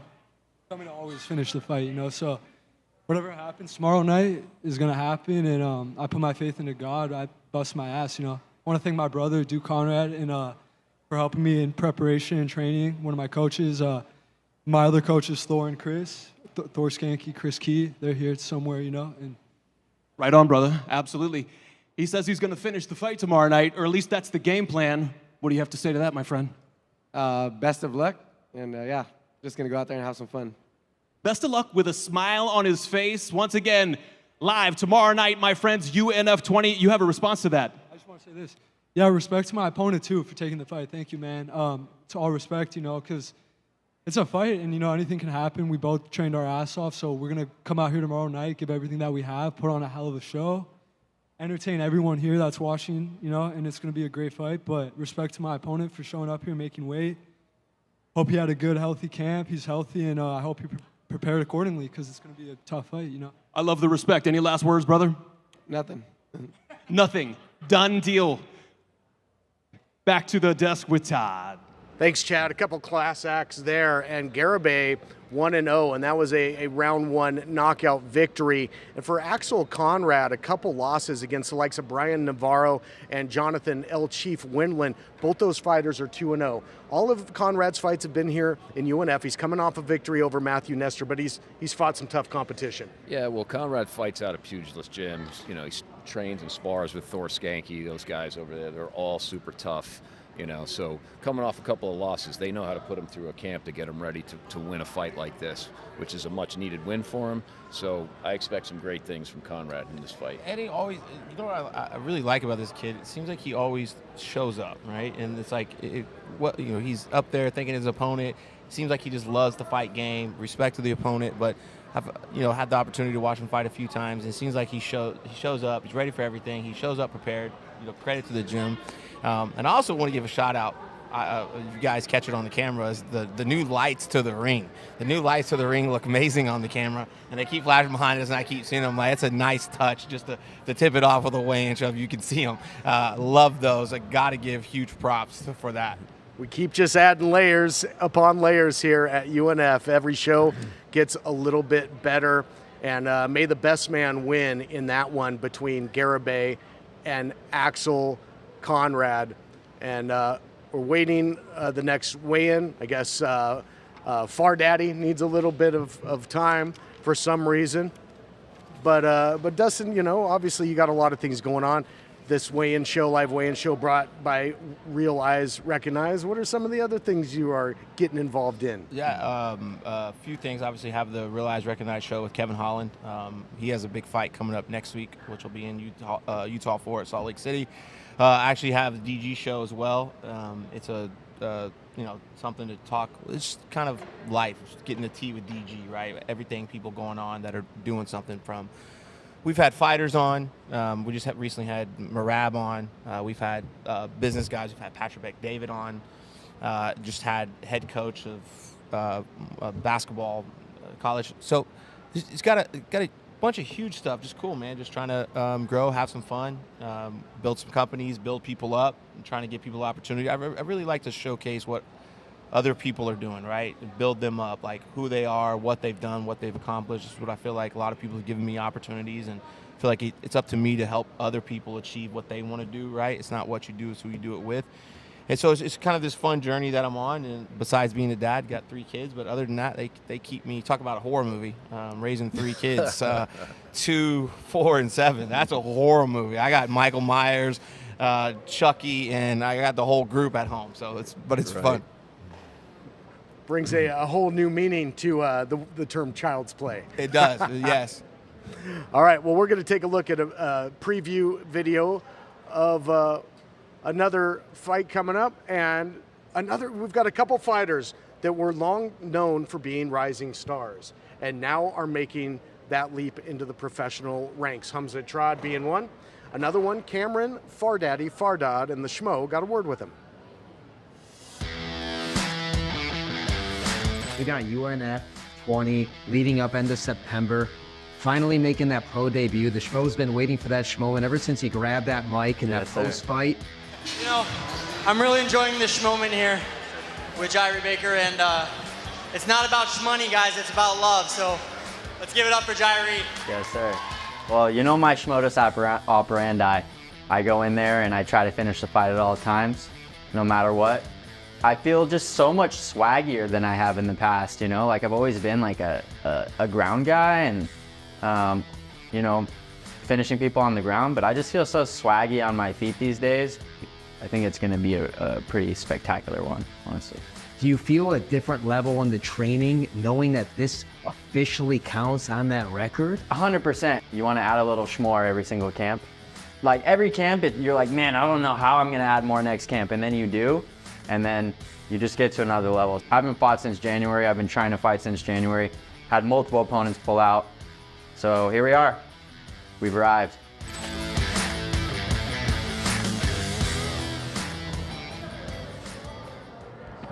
Cameron Farad, always entertaining. And again, you almost have to like take a second look because so many of the rising stars like Cameron Farad, Hamza Trad, which we mentioned as well, just have carried themselves like professionals. So you almost look at them in that light. But now, as he mentioned and Schmo mentioned, now those wins and losses count. Now that record's going to stick with you, and we'll see if Farad has the tools in the toolbox and the things he learned as a rising star to make the jump.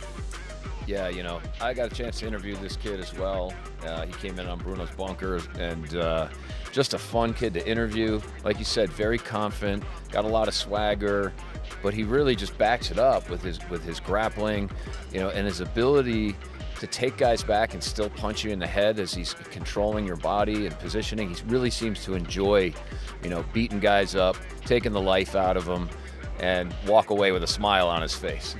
Yeah, I love the guys that love to fight, right? Because that's what you do. And I mean, obviously there's other reasons, but man, those the guys that just love to fight are the ones that typically bring it. They'll take short notice fights, but they have fun in there, and you really can't rattle them because they just love what they do. They kind of love the bright lights, and you know, look, also give credit for UNF for putting on such a great production, like you mentioned, that these rising stars act as professionals because of the way they're brought up, which is so great to see. Yeah. And we just saw that clip. Fardaddy, very dangerous on the ground. He's like fighting an octopus. He will tie you up and tap you out. But he's going to be taking on Patrick Becker, who does have more experience as a pro. This will be the sixth fight for Becker. He's got a 500 record, 2-2-1.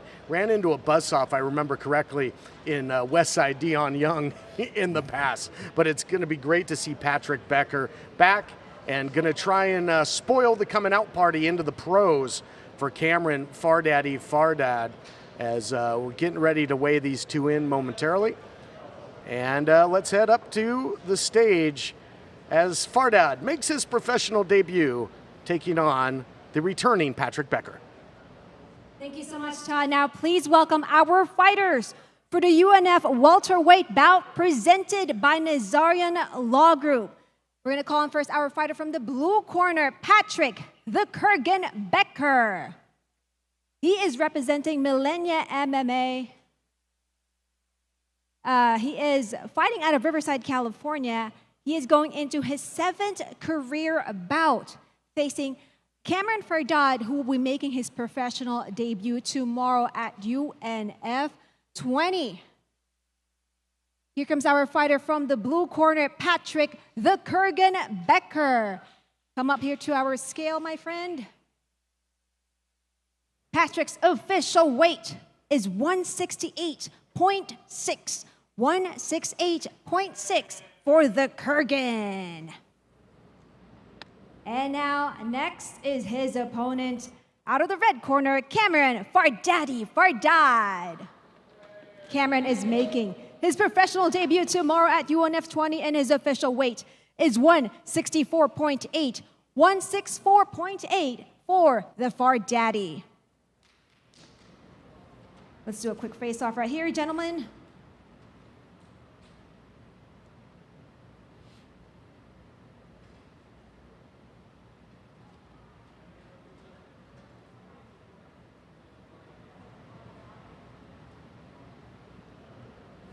I have a question for both of you. Now, for you, Patrick, you know, remember that time when you made your professional debut? Do you have any advice for your opponent?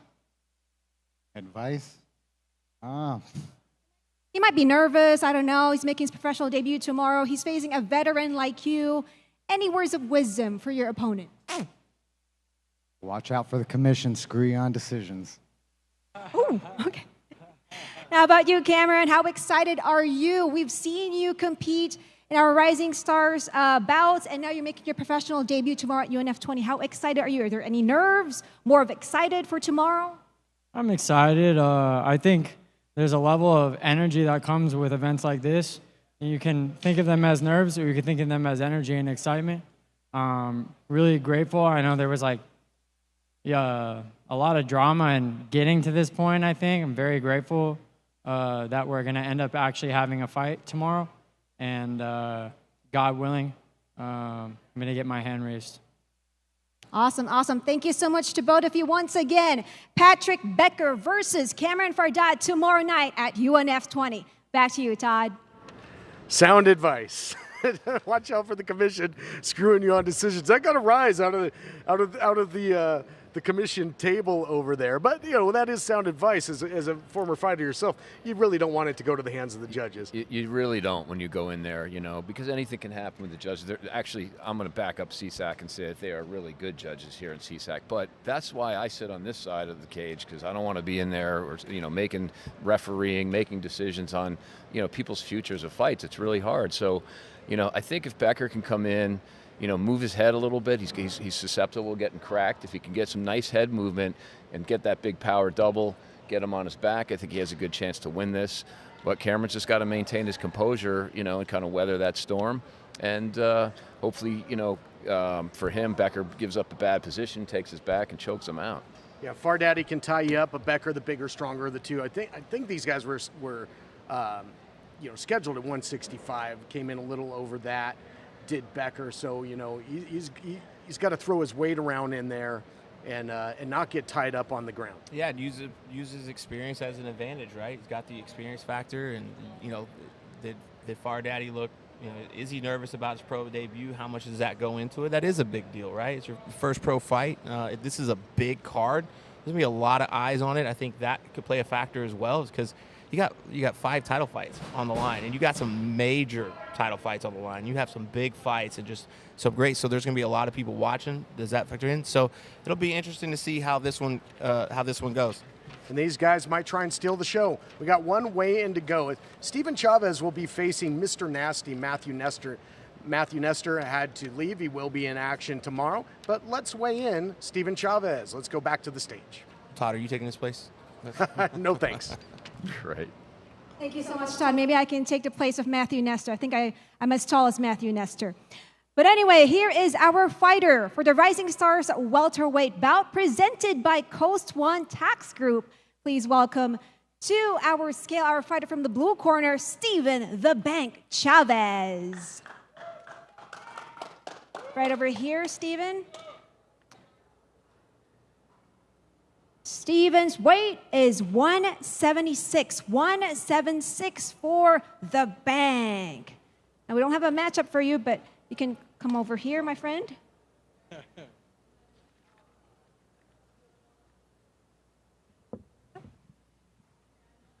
First of all, how does it feel to not have the face-off with your opponent right now?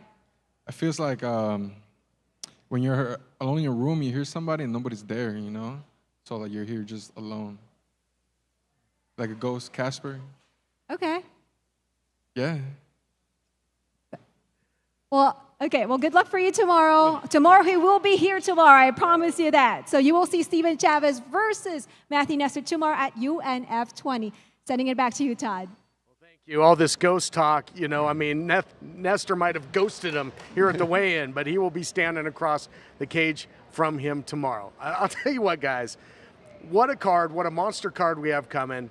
5 big title fights. I mean, Dustin, we've been sitting here for the duration. I'm exhausted just from covering these fighters in fights for the weigh-in. What is tomorrow going to bring? Can't wait for all the action. I'm not even fighting, and I'm nervous for tomorrow. And you said it best. Yeah, I'm exhausted. I was sitting here thinking here just which fight's going to be the best, right? And which fight am I looking the most excited for? I don't know. I would say all of them, the whole thing. And so there's so many to pick from. You got to make sure you tune in. Make sure if you're not here tomorrow, you better make sure you're tuning in, right? There's going to be a fantastic lineup of fights. Yeah, I really think that for me, the Morales-Strader fight, I'm really looking forward to that one. I think that, you know, Jesse Strader's an amazing fighter, really fun to watch, but you've got a kid in Albert Morales that I think people kind of look at him and his power, you know, some of the guys that he's already stayed in the cage with and go, this guy's probably going to have a big career in any promotion that he wants to, and it's really fun to be watching him from day one here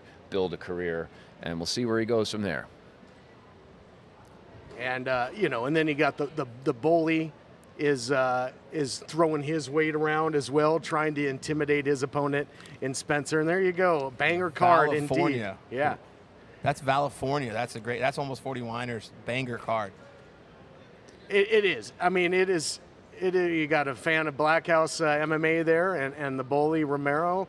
Yeah, Boule's got a lot of support in White Winnie. Is such an exciting fighter, and he has just been and taking Blackhouse people is a out. Great gym too. Amazing, right? And let's go Brandon. Maybe probably speaking of the challenger in Brandon, Michael Spencer. But the time for talk is over now. The stage has been set. As our colleague Jonathan King would say, there's going to be Donnybrooks aplenty tomorrow, okay? I mean, there was fireworks on the stage for the weigh-in, 5 title fights, so much more. We will see you tomorrow for UNF 20 when, of course, it is time to fight on. Thanks for watching, everybody.